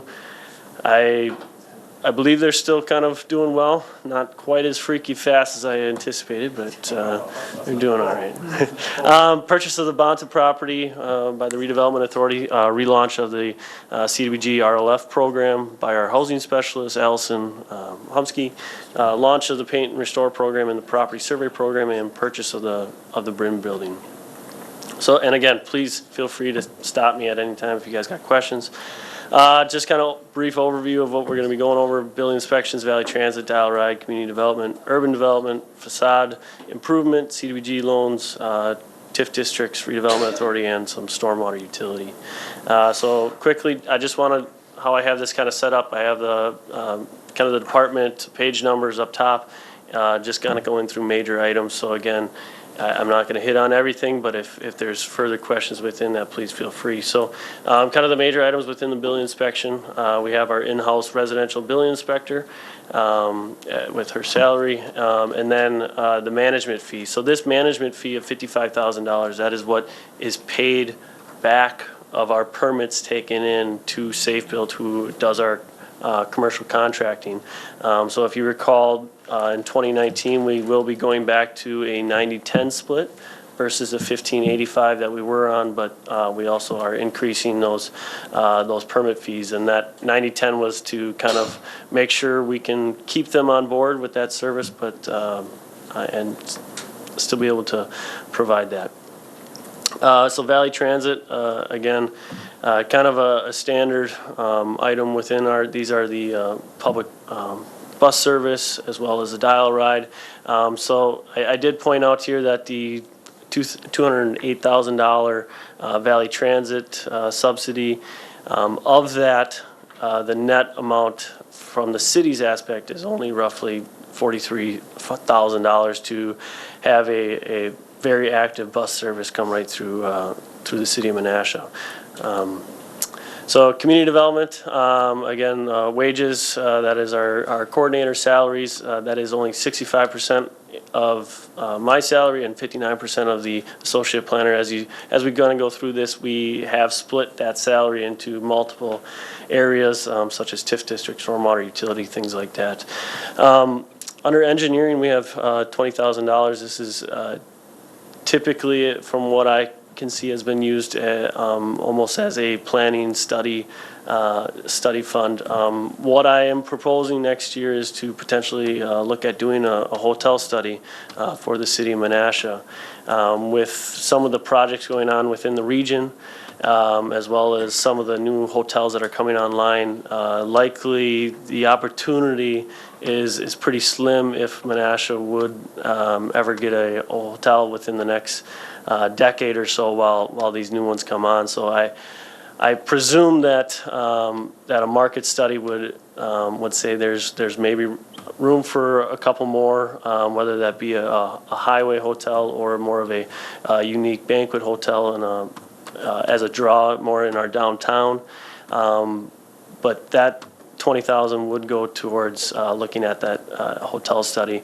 The 20,000 that was for 2017 was used for the downtown vision plan, and the 20,000 that we are looking for, we just sent out an RFP for the Water Street corridor study, and again, that is looking at making sure we capitalize on one before we build a brand new street there, to make sure that street is what we want it to. How do we capitalize on the Loop to Lake investment that the city of Menasha has put in to make sure we can draw those individuals off that trail? How do we make sure we keep our waterfront public, if that's a trail through that area, as well as the local land use adjacent to that.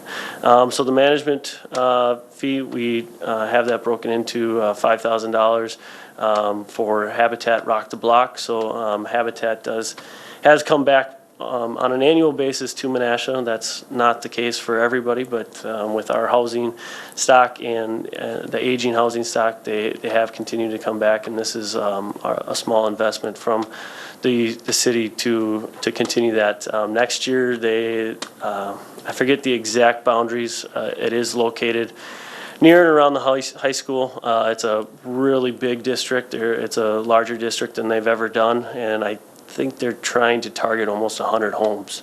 So it's next year is proposed to be a pretty big impact. The other 5,000 would be for, CSM's easements, other professional services that we need. Within the marketing, there is $15,000 there. 3,000 of that is kind of earmarked for Fox Cities Regional Partnership. 1,000 for historic preservation. So typically, anything that the plaques, marketing tools, educational tools that come out of landmarks, typically already comes out of this marketing budget. But by identifying $1,000, we're hopeful that we can bring that to the landmarks and they can budget what is the best capability for them to do, which programs, things like that, and that would be earmarked for that. $11,000 for other marketing opportunities. One larger uptick from last year is 3402, the registration. We did up that to 2,000 with decreasing the other registration, so that there's two registration accounts. One's kind of training registration, one's travel registration. So with the $2,000 that is shown here would be for myself to potentially participate in the Leadership Fox Cities program next year. A lot of benefits to that, not only to myself, to the city, but also to for your community development director to kind of learn those faces of those business leaders throughout the community, and how do we best leverage that as we continue to move forward. So urban redevelopment, as you had talked maybe a couple weeks ago, a month ago, the budgeted amount in there for 2019 is to fund that lead lateral replacement grant. that was discussed. Previously, before that, I believe it's 26,000 was used for the paint and restore program, or I think maybe 25,000. So what we are proposing to do is to hopefully carry those remaining funds forward that we have left this year into 2019 until such a time that the potential TIF 5 housing program with the early closure of that could come online late next year, January 1, 2020. So kind of both two here together. The facade improvement program, again, this is a completely separate, different fund that is set aside, and more or less the dollar amount of $10,000 is just kind of anticipating, roughly 4 projects a year. Stan, you got a question now? Or? Yeah, on the facade improvement program, which I always call the facade restoration program. Yeah. Anyways, what is in there now? The balance is roughly $12,000 to $13,000. However, there still is a loan out that is still adding to that account. So right now we're pretty comfortable with that. That program is implemented by our landmarks committee. What page is this on? That would be 171, 172. Okay, just let me see something a second. So the actual budgeted would be 172. There it is.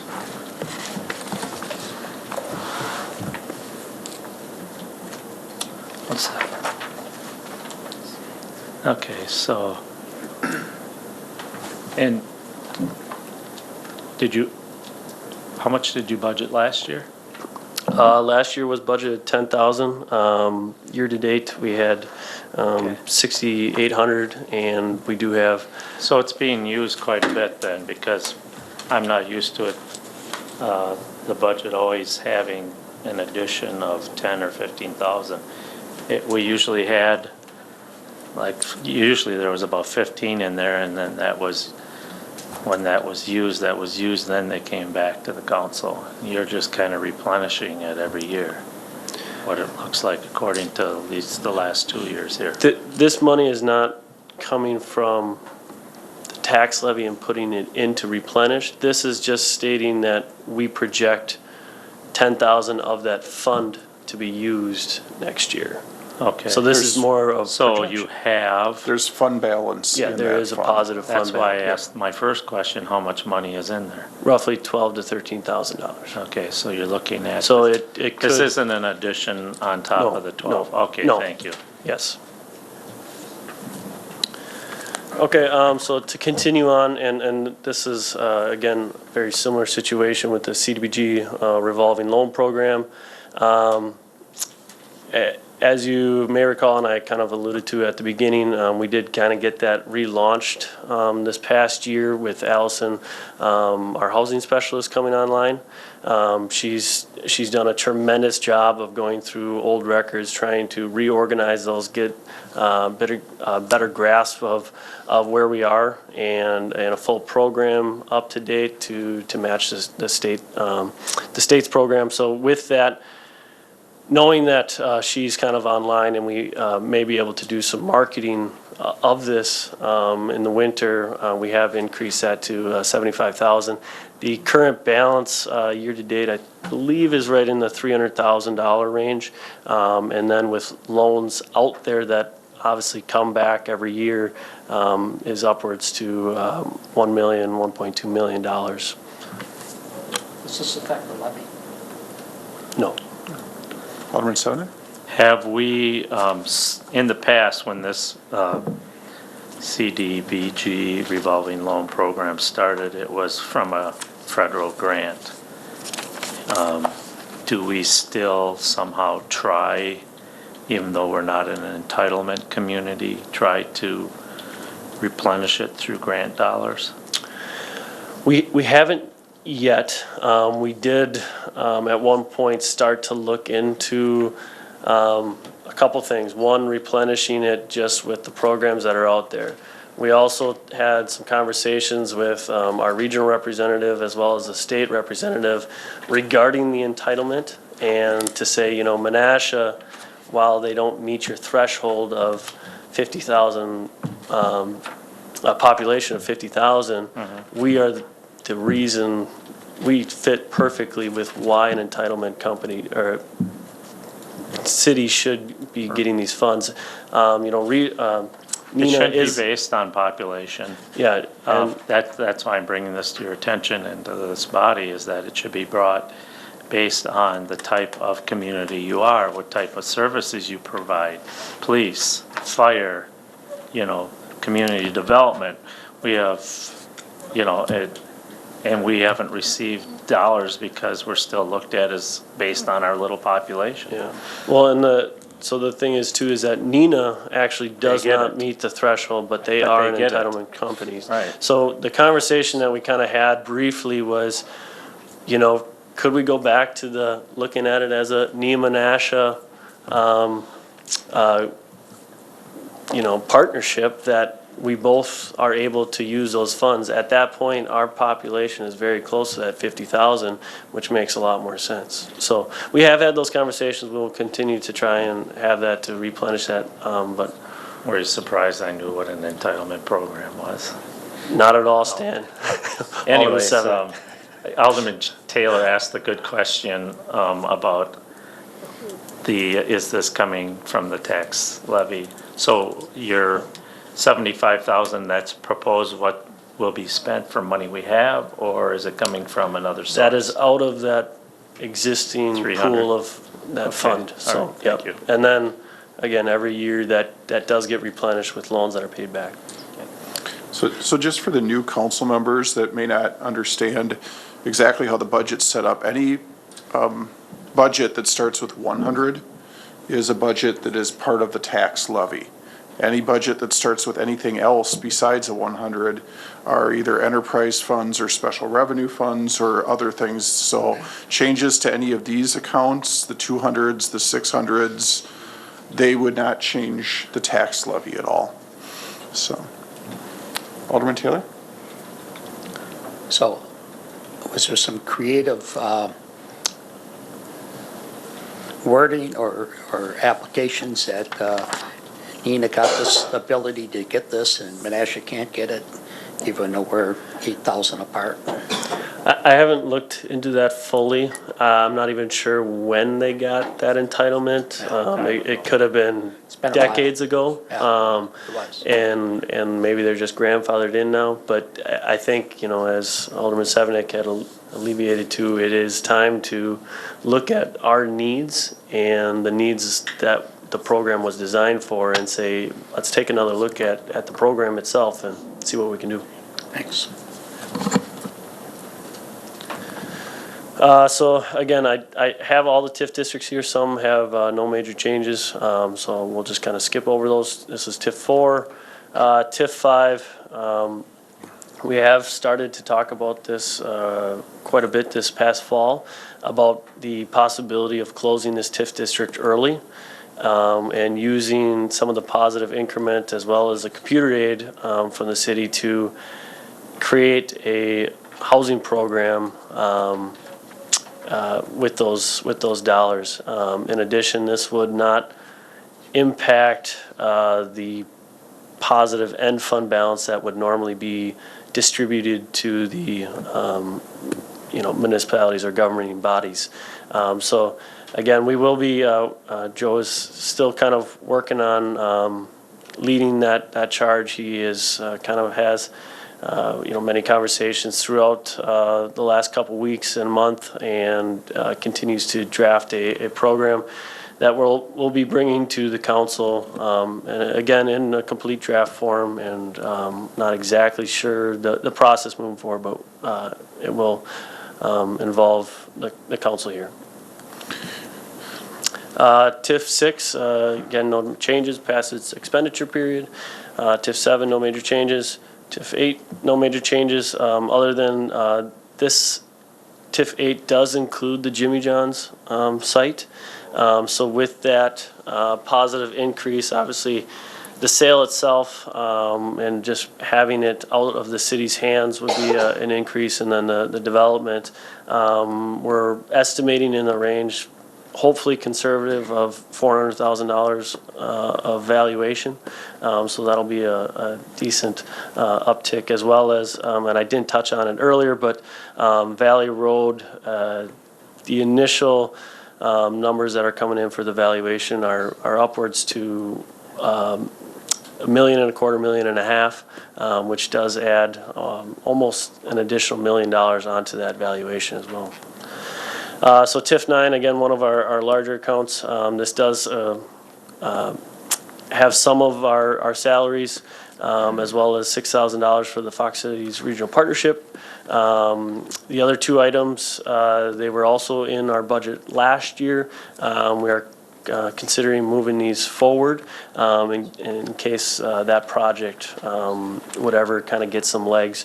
So the land purchase is $600,000. We have kind of touched on that being some parcels that are right within those TIF boundaries that are either, dilapidated or do not have a similar use that could hurt the future of the development around it. And then the construction cost, again, budgeted is the $900,000 for potential demolition of any of those buildings, and then the $35,000 for the extension of Nature's Way. As Brian kind of mentioned, this kind of ties to the potential for the Nature's Way Trail. The second addition to the Southfield subdivision should be coming sometime this winter, and what that'll do is extend grassy meadows to the south, as well as extend a stub street into the backside of the Appleton Water Treatment Plant property that we will continue to be investigating and having conversations with.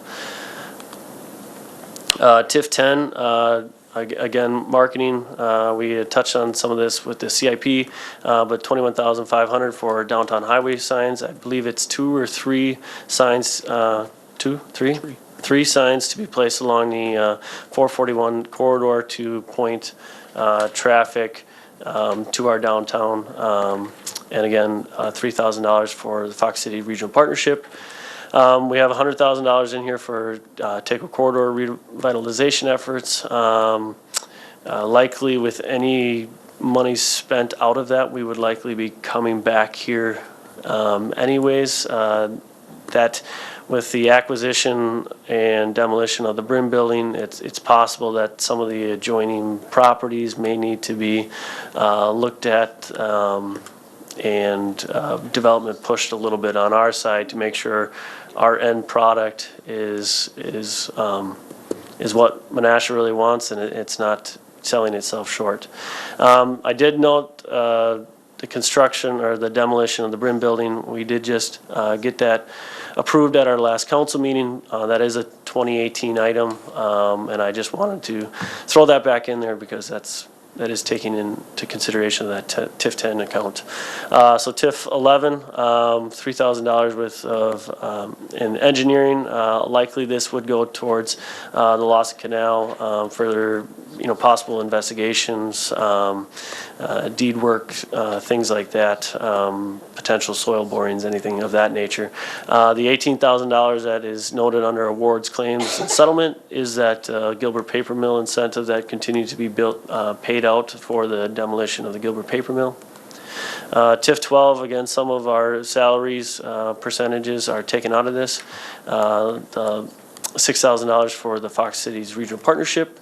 $270,000 management fee for the RDA. This is part of the original development agreement that was adopted when the city kind of took on that whole development on that far east side. I know with the USDA loan that we are looking at for the Public Works facility, that does need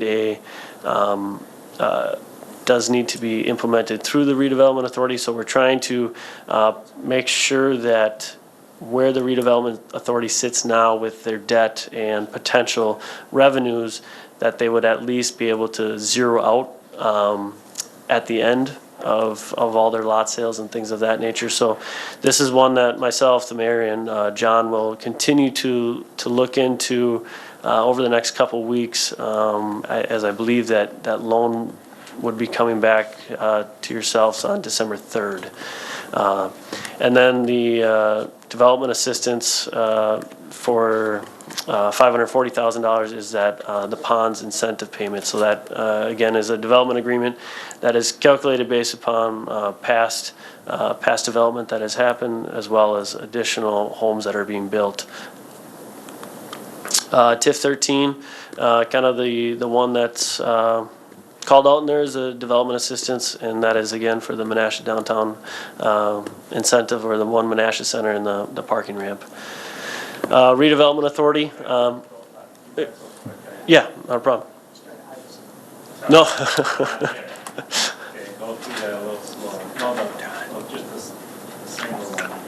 This one?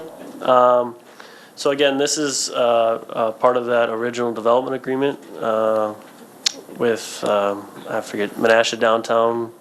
This is the pay-go TIF. It's 95% pay-go TIF for the parking ramp incentive.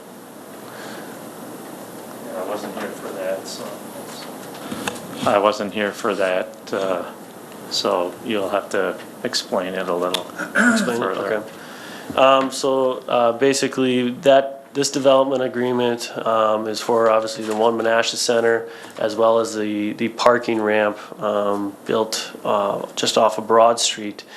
So within that development agreement, the 95% of the incentive from the One Menasha Center goes back to them for the development and the construction of that parking ramp. After, I believe, 30 years, that parking ramp at that point comes back to the city's ownership. Yeah, when it's junked. Yeah. When they need it torn down. But, so this 305 is a payment to One Menasha Center? To the original ownership group with that development agreement. So the development agreement had a dollar amount that would be given to the developers by the city. And past agreements before TIF 11, those were upfront payments. And the city would then borrow for whatever that amount was, and then the TIF increment would pay the city back for that borrowing. What we've done more recently is we put the risk on the developer, and they say they need X to get this project done, and we say, fine, you go out and borrow for it. If your tax increment will pay for that, you'll get a payment each year to pay up to whatever that dollar amount is. So if their taxes don't come out high enough to support that loan, we don't end up paying it. So this is a way to protect the city from being stuck with a building that doesn't come in with a taxable valuation as high as what the developer says, and then try to figure out how to pay those loans. How about if it comes in higher than what you proposed? Then Which it either, did. then we either close the TIF early, or we can use those funds for something else. There's a maximum dollar So amount. this number doesn't change? It's based on the tax value of that property. That's what I'm saying, it came in higher afterwards, so the tax value is higher, so they're getting a bigger payment. No. Okay. Well, they're getting a bigger payment per year, but less years. So the total dollar amount at the end is still the same. It's Okay. just it'll be paid off quicker. And So, that's the same that works with the ponds. It works the same way. And a lot of municipalities that have the capability of creating TIF districts are going to this PAYGO format for exactly that reason. So again, they can say, it's all on you to construct it up front, and then we'll pay you back if you're hitting certain thresholds. And then you can have it, at a certain percentage per year with a cap, but that's all has to be written within that original development agreement. This was for how many years? 20, did you say? It's a 27-year TIF, and I believe it's 20 years. Yeah. The payments went out to the developer probably for 22 or so. 2036. But the value of the project came in fairly significantly higher. So those payments should be paid off much quicker than we originally expected. That's over the next. Yes. Go down significantly. Sure. And I believe Alderman Kruger was next. Oh, thank you, Mayor. Sam, going back to quickly, I think it was TIF 11 for the Gilbert site. Yep. The Gilbert paper mill incentive, the 18,000, that's reimbursing the developers? That's going back to the developers? Or, the reason why I'm asking, because I thought that at one point in time, the demolition company wasn't gonna do any more because they wanted a lump sum payment, and the city gave them a larger lump sum payment to finish the job, and I'm wondering what the incentive is then if they were already paid in advance. I'd have to go look, and I could certainly bring that back on Monday, but I know this incentive payment is to the owner, and it was part of that overall development agreement to demo that property. Obviously, we would have hoped by now, and again, I can't recall if this is based upon the actual. Demolition portion, I believe. But is it based upon the tax collected? Yes. So I think that's where it was anticipated that project, that property was going to be developed, by now, in the last 10 years, and that would have been paid off much quicker, but this continues on. And again, I can certainly look back at that development agreement. I just don't want to misstate it. Yeah, I don't know if my memory's a little bit fuzzy on that either. There's three portions to that development agreement. One for the East Central Planning Office Building, one for the original office building for Gilbert Paper, and one for the demolition of the mill.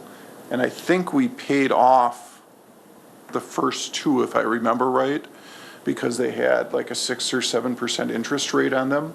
So we actually paid them off and then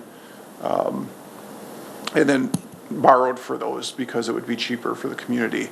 And I think that we are continuing paying the demolition one because that was not complete at that point, and we did not want to give them any more funds until the project was completed, is my memory, but we should probably go back and get. Yeah, I'd appreciate if you got that information. Yeah, certainly. Thank you. Alderman Nichols? Thank you, Mayor. I'm thinking back to last year's budget, and we had some placeholders in, I believe it was TIF 12 for anticipated development projects. And I'm wondering if we have those same placeholders this year. For anticipated development projects, On the far, far east side. so that would be TIF 12. I don't think we necessarily budget for a development project that we don't know of. There is some funds within, as we'll get to, within the RDA's account that allows them to give an incentive to a builder to, if they meet a certain threshold, they may get a certain building incentive to, buy 5 lots at one time, build homes versus, just going them single at a time. Because that development out there has been a little slower, so we are strategizing on how to start to move those lots a little quicker. And I don't know I if think that's what Alderman you're Nichols looking might be thinking about TIF 9, those items that were in the TIF 9 budget, that last one. Is that the Those were in there last 600,000 year as and well. So I don't know if that's what you were thinking of from last year? The bottom one, construction? Yes. or the bottom two? Bottom two, actually. So purchasing some of those lots, possibly demolishing a property or two that are on there, and then preparing those sites. I will follow up with you Yeah. about that. No problem. Thank you. I'm not sure that TIF 9 is the one I'm talking about. But I'll follow up with you. Thank you. So here's the major items in 12, but all those items are accounted for.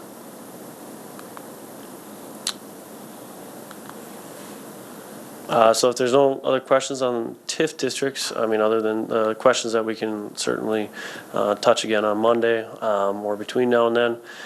So the redevelopment authority, we do have, and this is kind of what I had touched on with the development assistance, the second item, the 42,000 that is earmarked for building incentives for Lake Park Villas, and potentially could also look at selling a lot for less than what we have it marketed for. At times can be looked at as taking it out of there. The first one, engineering, again with the redevelopment authority acquiring the Bonta property.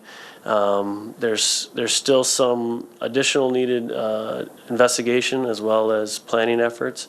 So we will be looking to get ahead of the demolition so we can assure that we have all of our questions answered. So at that time that we do decide to go out for an RFP, we can answer and give a developer the best knowledge that we have. Stormwater utilities, again, the only thing that's noted in here is a percentage of our salaries.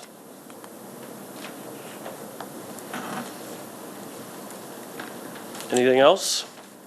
Questions, comments?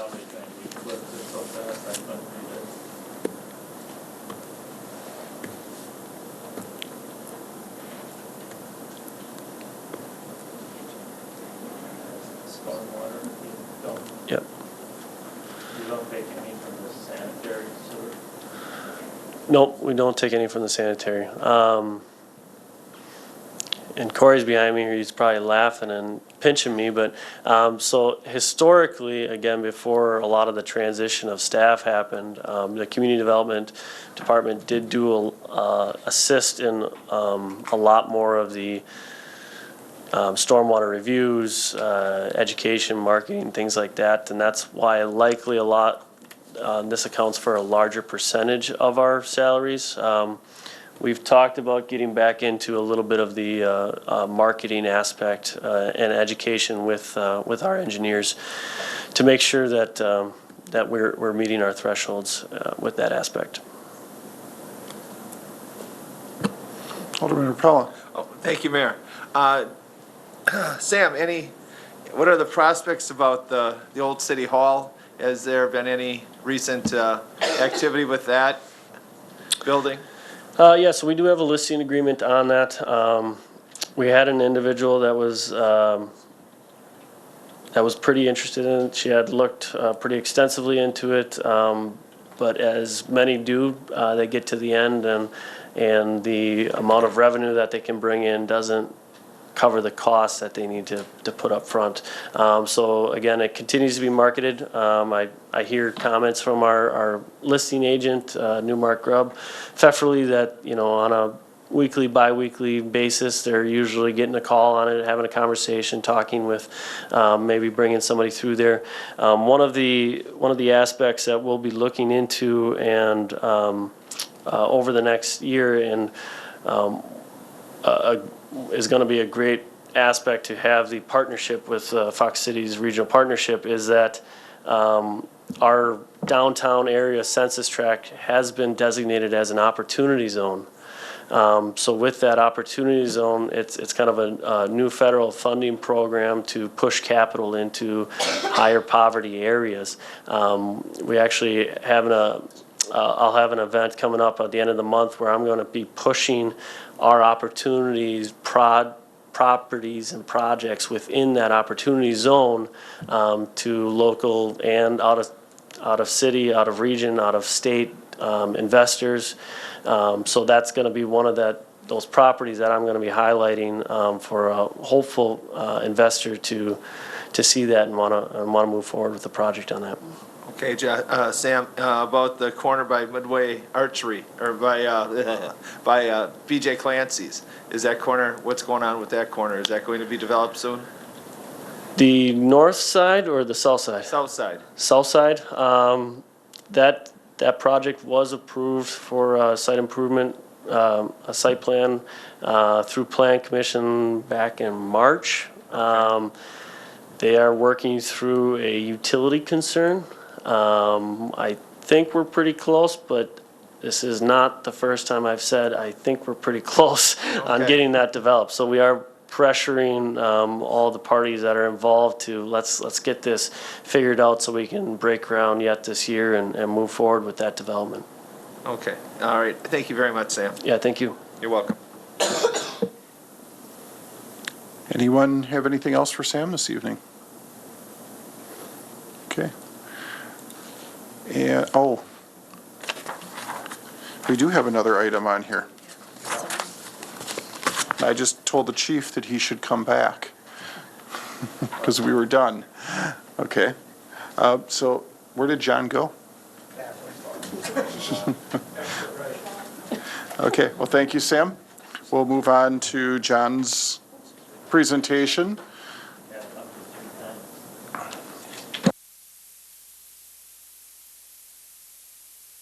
Move on to Personnel Committee after that.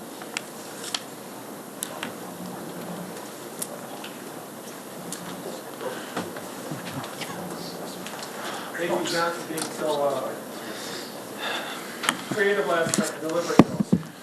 Yeah, although I was criticized not delivering pizza. Next time I'll take pizzas with me, but didn't know I might deliver somebody with anchovies or pepperoni or sausage or whatever, so. Yeah. What I did is similar to last year. I just prepared just a little recap after you've heard all the departments, you've heard all the budgets.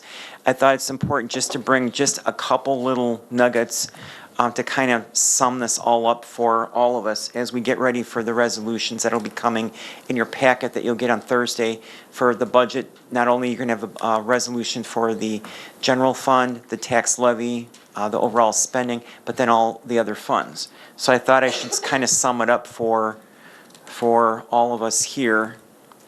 And what you will have is resolutions on Monday night for consideration of a total expenditure level of $50,895,882.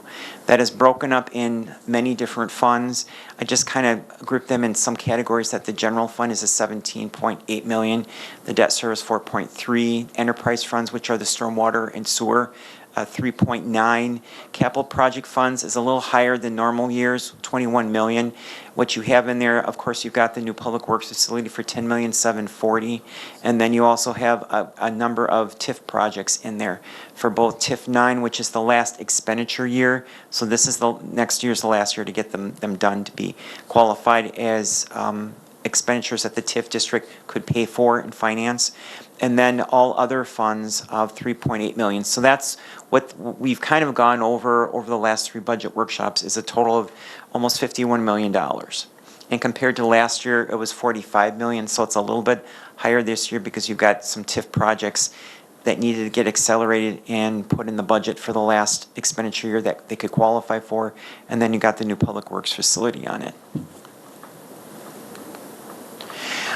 To just kind of recap a few things for the general fund, like I said, is $17.8 million. That is a wage and fringe benefits distribution of roughly about 55%, which is about 9.8 million, and then all other expenditures for supplies, materials, minor capital outlay, contracted services, that would be for 45%. So that's roughly the split, 55 for wages and fringes and 45% for everything else. And then of that, the expenditure side focus, that the increase for the 2019 budget is $280,695.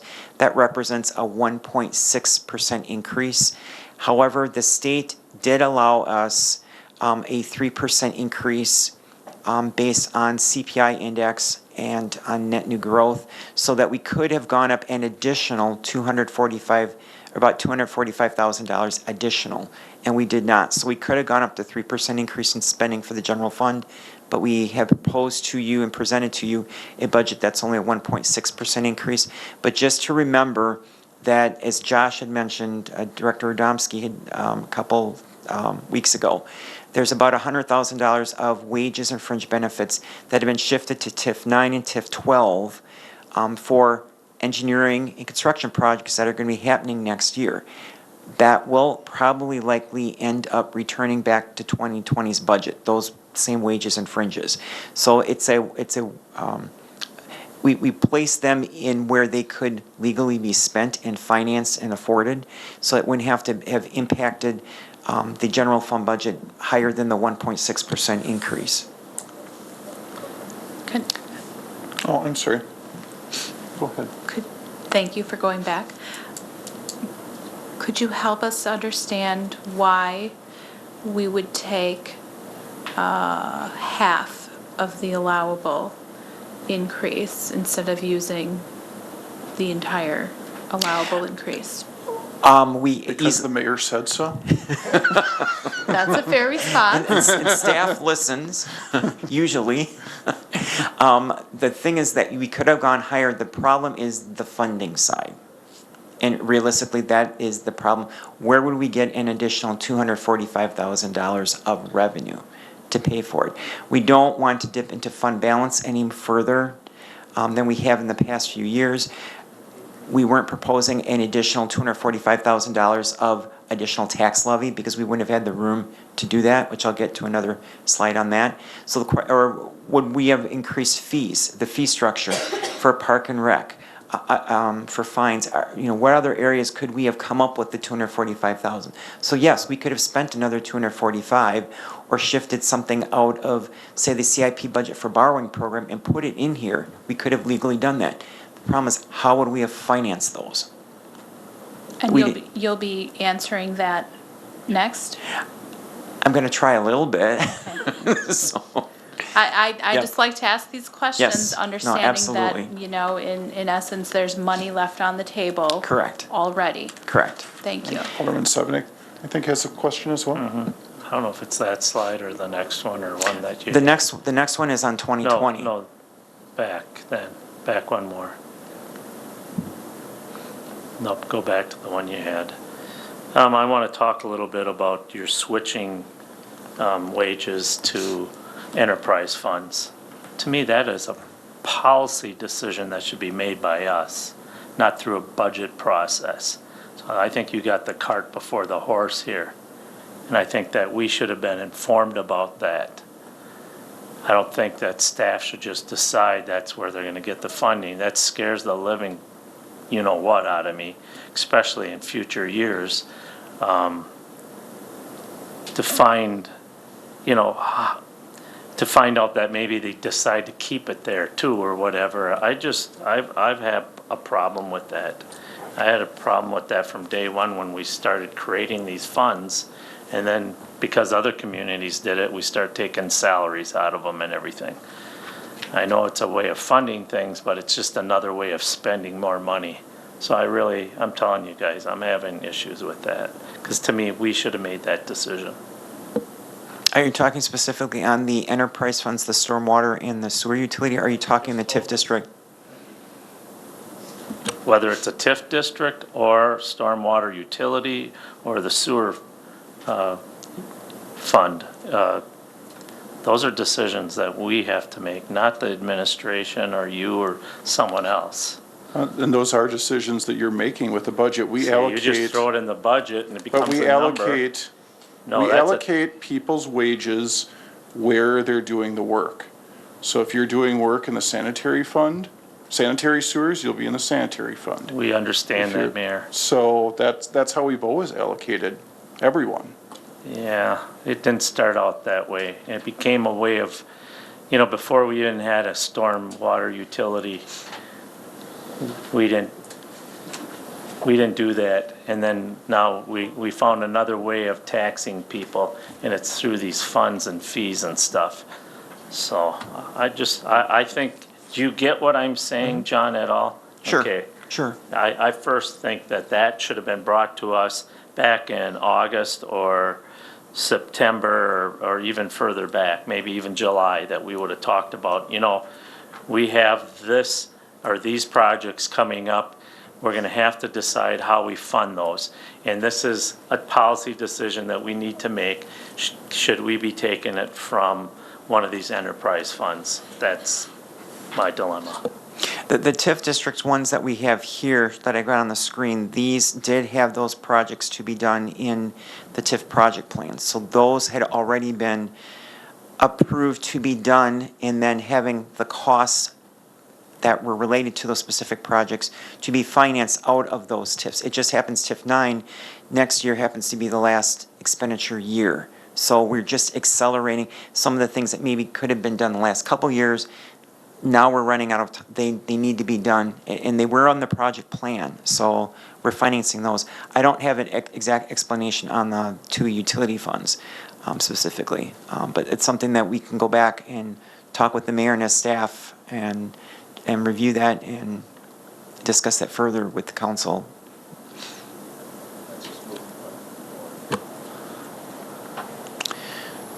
Oh, I got a question. John, thank you. So in other words, in 2020, we have an option of where's that 100,000 going to come with? Could we cut that 100,000 off of their salaries? I'm getting to that.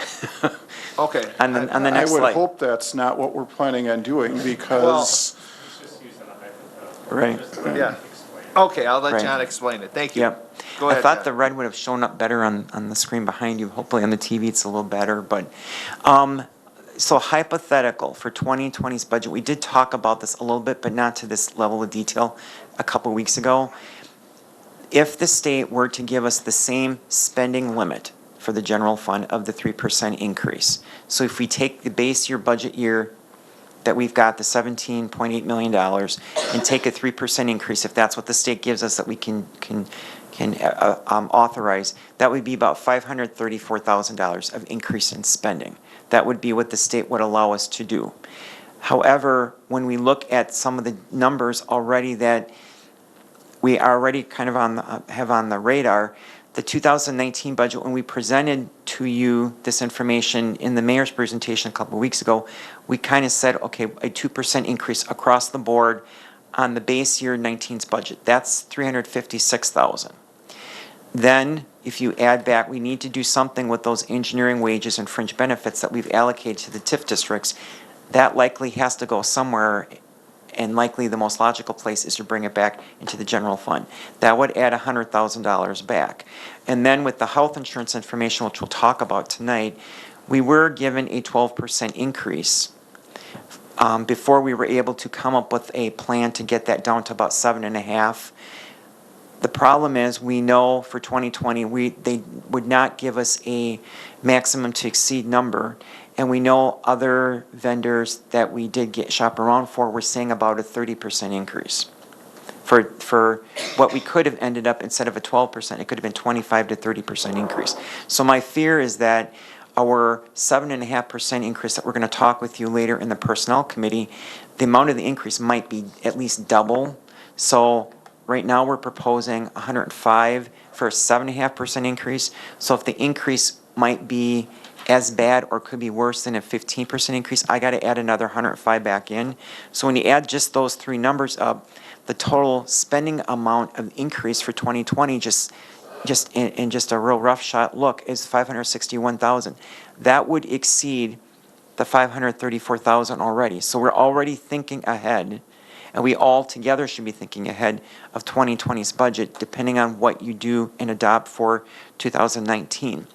And if we were to not come down to the $134,000 increase, we have on the hook that expenditure restraint payment. It's a state aid payment. It's in addition to shared revenue that you get, and it rewards you to self-induce yourselves to have your spending level underneath what the state ceiling is.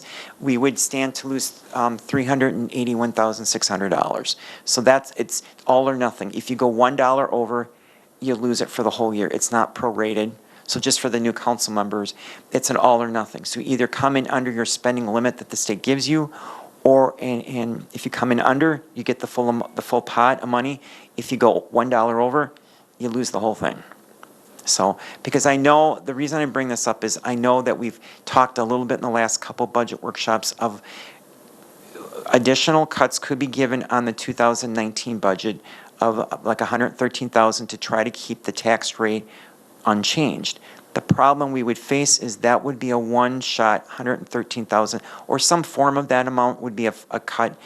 It couldn't be a permanent cut unless you're actually cutting service levels for 19 and 20 and 21 and all years going forward. If it's a one-shot year, that 113 or whatever you recut out of the 2019 budget would lower this amount, and then we'd have to figure out a way to add that back. There's no room to add that back in 2020 as it looks right now, just on a real rough looking into the crystal ball.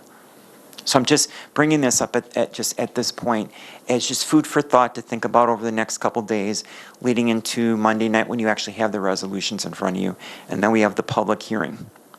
Okay?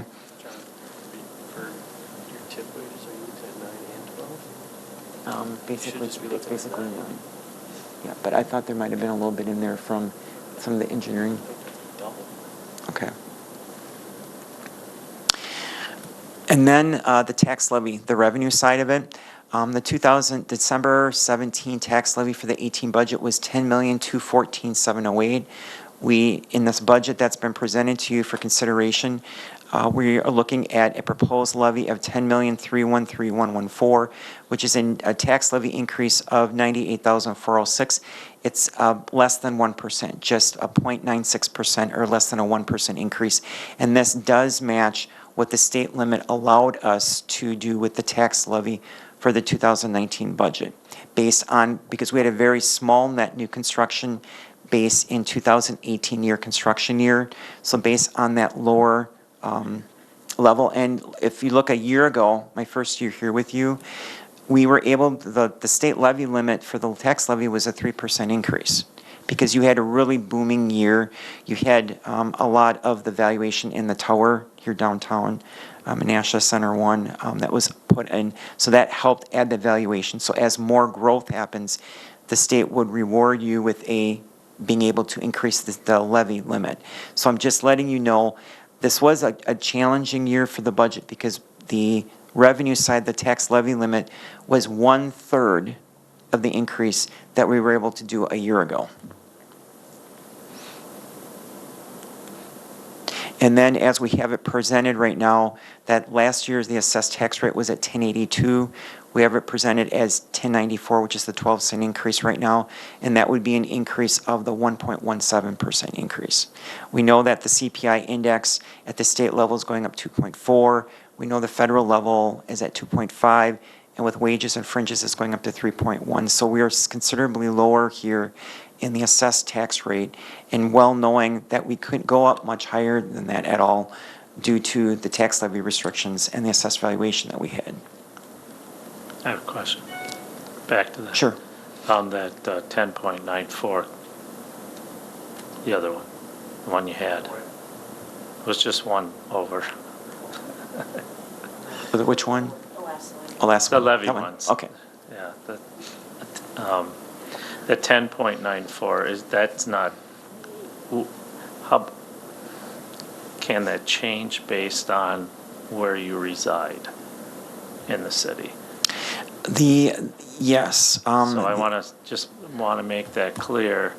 This is not an exact number. It's. Go ahead. I'll let you answer. Sure. This is with the majority of the valuation in Winnebago County side. This would be very close to what the rate would be for the Winnebago County side. For the Calumet County side, it would be a little bit different than this. Right, and my fear is, and it's a psychological one, and I think you know what I'm going to say, is that once you go over 11, that changes everything. And especially if I were in District 7 or 8, I would be very concerned. It's maybe mostly 8, I would think. Yeah, just 8. 8, Randy. I can have those numbers available for Monday night's budget hearing so that you have that. I have that up in my office, preliminary numbers on it, so. Okay. I'm telling you, it will affect us greatly. it's the same like in the stock market. It's a psychological thing when you reach a different numerical number, and even if it's like 1.19%, whatever, it's still going to be not looked well upon this community.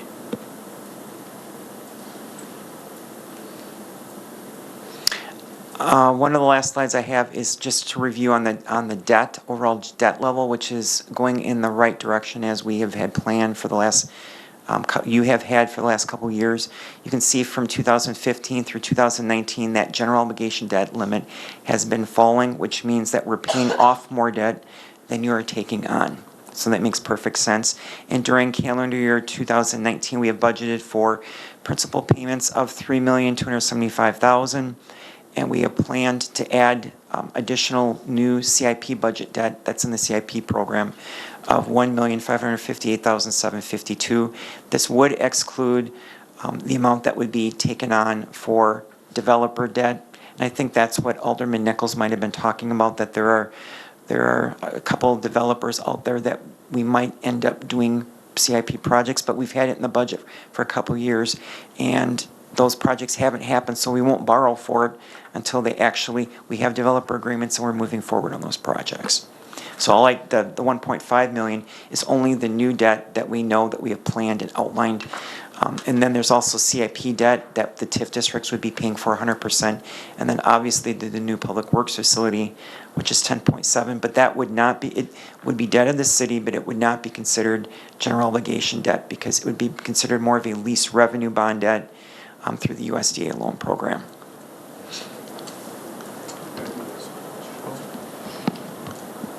Thank you, Mayor. Can you go back to the slide where you talked about the levy limit, what our budget increases?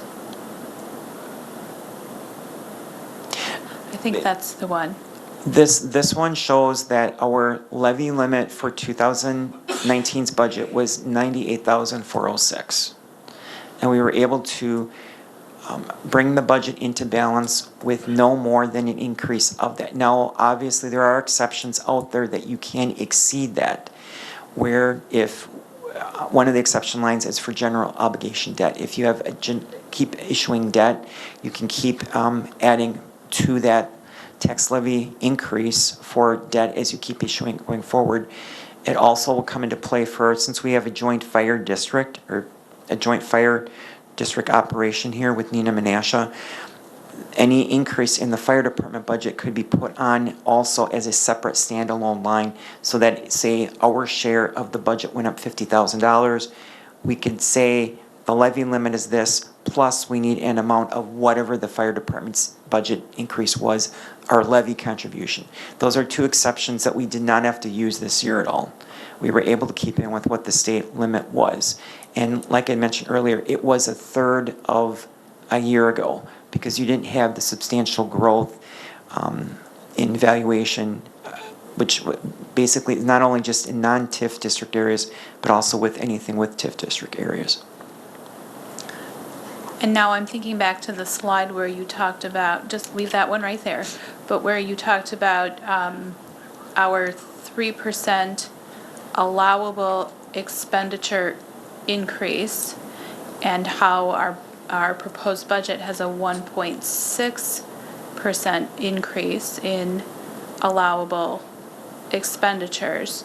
So am I understanding correctly that your allowable expenditure increase may not be the same as your levy limit? That is correct. Thank you. That's correct. Okay. And the previous, one of the previous slides, we could have gone up on the spending level an additional $245,000. This is the main reason on this slide here that we could not do that. Or we would have had to come up with additional fees or other revenue sources for, to offset if there was an increase more in spending than the 1.6. And you also discussed the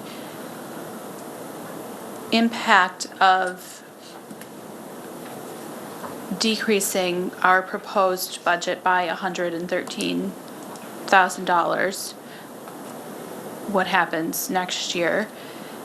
Would decreasing the levy by $113,000 guarantee a rate the same as last year?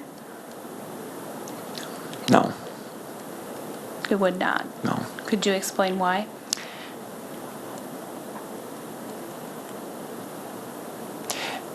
If you're looking at, I'm trying to think which slide might be best to look at that, on this one here.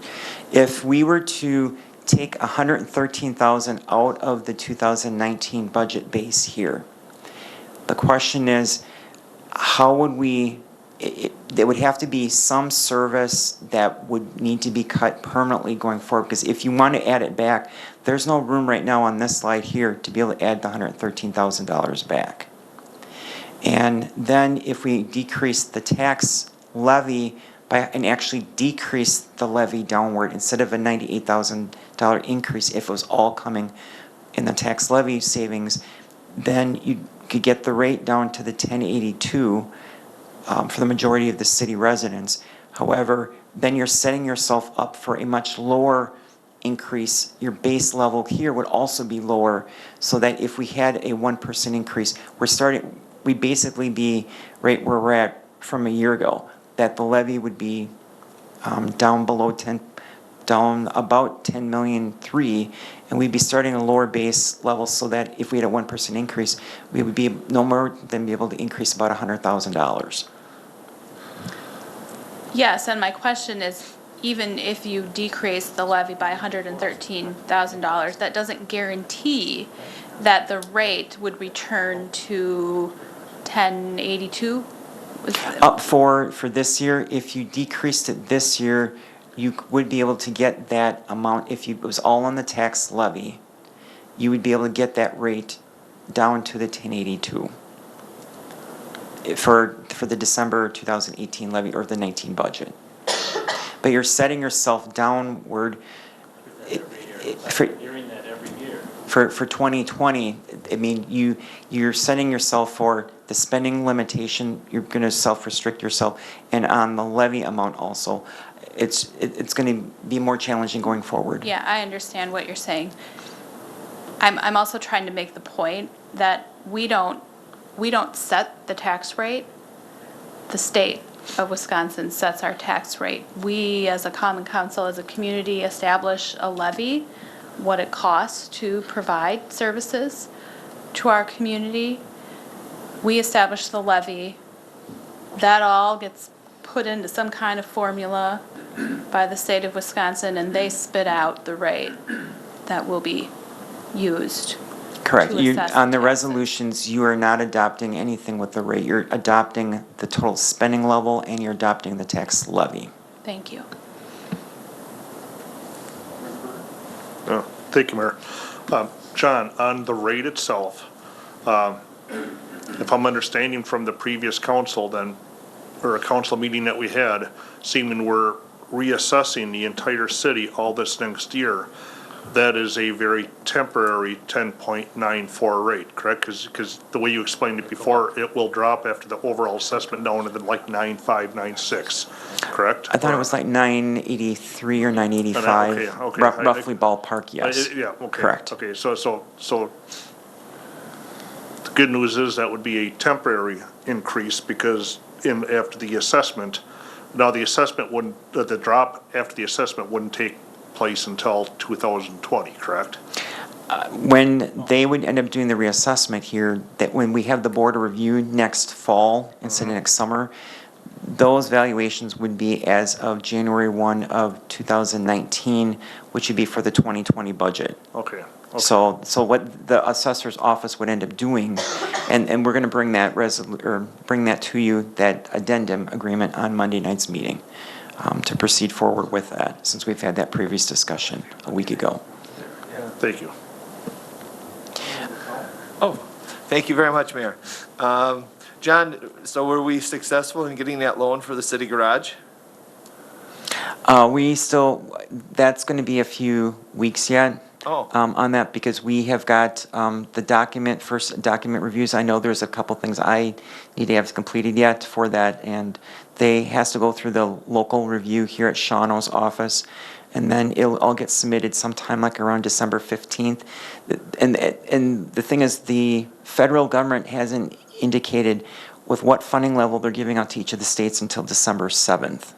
So we're kind of in, the Wisconsin offices are trying to get their things so they can get a jump on things so that once December 7th happens and that the federal government supposedly indicates of how much spending that each of the states will have available for new loans for the next year, for 2019, that will be in the queue earlier than maybe others that maybe wait until after the first of the year.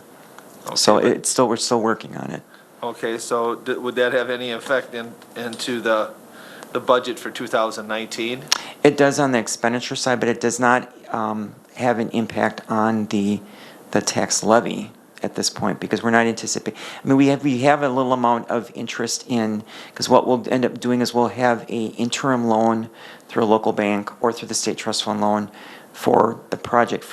They told me to go out and ask the banks for roughly about 18 months of interim financing. Could be less than that depending on how quickly the project gets done and all of the final sign-offs get done once they get through so it's almost pretty much constructed, and then the USDA loan will kick in actually in 2020. So that would be the actual year that the USDA loan is going to kick in until once construction's completed, but I need to get an interim financing information prior to that. Okay, and then one more question. With the 113,000 that we are supposedly over, does it make sense for us to cut that 113,000, provided some of the things that you said earlier about us goofing up our taxes, the levy and things for 2020? It could be more challenging because we have reduced our capability for the levy going forward and also for this expenditure on the limit on the general fund. So it would harm us on both directions. If we were to make further changes, what we did is we met the budget with what the state restriction limit was on the levy limit side, and on the expenditure side, there was just no way that we could move anything else into the general fund. We had plenty of room. We had $285,000 additional room. There was no way to pay for it. Okay, so I mean, that actually could have went for pay raises for the administration or the city workers or the aldermen even. The smarter of idea might. Mayor. One of the. Well, yeah, I suppose we can give a little bit to the mayor. I mean, the better plan would probably have been to move some of the CIP projects into the general fund and have it fund, but we had no way to pay for it. Okay. There was no room on the levy limit. If we would have had another boom year of net new construction that would have had more valuation, that would have helped. We just did not have that in the past 12 months. Thank you. Yeah. Alderman Sevenick. I feel like a whirlwind right now here. How much is spending up this year in this budget? We were roughly about 45 million last year, and we are at 50 million for 2019's proposed 50.9. We were roughly, I think, just a little under 45 million last year. But you've got like a one-year anomaly. You've got a $10.7 million new public works facility. Let's say we exclude the public works. Then we would actually been down. Okay. We would actually been in decrease. If you look at the page that's directly behind the tab that says Introduction and Summary. Yeah.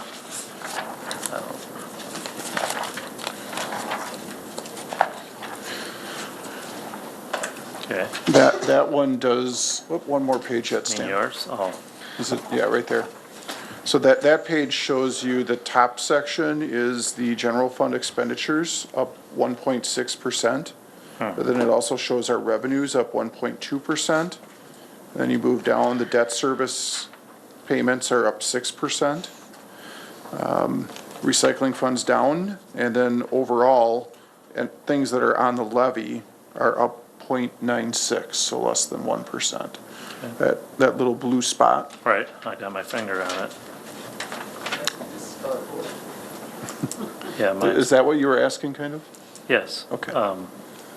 How do we get back to last year's levy? My best estimate right now would be about $113,000 in a combination of either revenue increases or expenditure reductions would be the way to get there. Because when you and Alderman Nichols were talking, it sounded different than that, and I'm like, how did that change all of a sudden? You just asked last year's levy, and John gave you the answer for last year's rate. So Right. last year's It was levy, 10.82, so last year's levy would be 98,000, and that number. the increase is 10.94. And if you want to look at last year's rate, then that, I'm guessing that's the number that John calculated, the 113,000. Yes. So there's a difference between rate and levy. Now remember. I'm talking about the assessed tax rate. Remember what happened with the assessed. Remember the assessed valuation in total, this includes TIF districts, went down roughly about $6 million for personal property. There was a reduction in valuation. We had a net increase in valuation of about $500,000. Previous years, it was, considerably several $1 million. It was considerably less, but we had the $6 million loss valuation. Now, albeit on the revenue side, the state is giving us a lump sum payment of about $68,000, which is a new line item in revenue, and that will continue to be there. But the problem with that is that they'll put a little inflator factor on it, but if you technically had new valuation for personal property, you're never going to get credit for that. I don't understand that, because I'm seeing $500,000 homes being built all around in Menasha. So how did we only go up $500,000? If you think about it, that Are you if this, saying that other areas got devalued, or what? no, remember, it's $6 million for personal property came off. And if our net increase is about $500,000, that means your total true increase would have been like about $7 million. I thought you said they were proposing the personal property. No, that's done. That's a done deal. The $6 million is gone. It's gone. It's forever gone. And with, who knows with what the state might do in the next budget Or are we cycle. not supposed to receive something in place of that, though, from the state? No, they did promise that they did this formula, just like with computers. Some years ago, they did a computer aid payment. They took computers off of the valuation, off the assessment valuation, and then they gave you a lump sum payment in lieu of that. This is similar to that premise. Okay, I'm gonna let you finish your presentation, and then we'll go from there. I think I only had one other slide left. It was right after the debt. I wanted to end it just as remembering the steam plant. Is that like remember the Alamo? Yes, I'm sorry. It's just remember that with the rate, roughly about $1.50 of the rate is going towards paying this off. Now, albeit there is light at the end of the tunnel, we are like roughly about $11.8 million left to pay off. We're paying off principal of about $1.1 million each year. So once you get down to 2028, that annual payment of 1.4 will actually drop down to $284,000, and by 2030 it'll be gone. So we can look at it this way: we're over the hurdle. We're like halfway there, halfway to the finish line. It's just going to take us a little longer, and then that piece of the tax rate should, to some degree fall off, or to at least over $1 should be able to come off of there. It depends on what other additional, what we do with the budget and what we do with debt in the future. I love how they throw. $555,000. That's additional only What are you gonna valuation. be, like, Alderman Nichols, did you have more questions? One more. I think so. The median value of a home, last time I checked in Menasha, was around $120,000. So could you tell us the impact to an owner of a median valued home?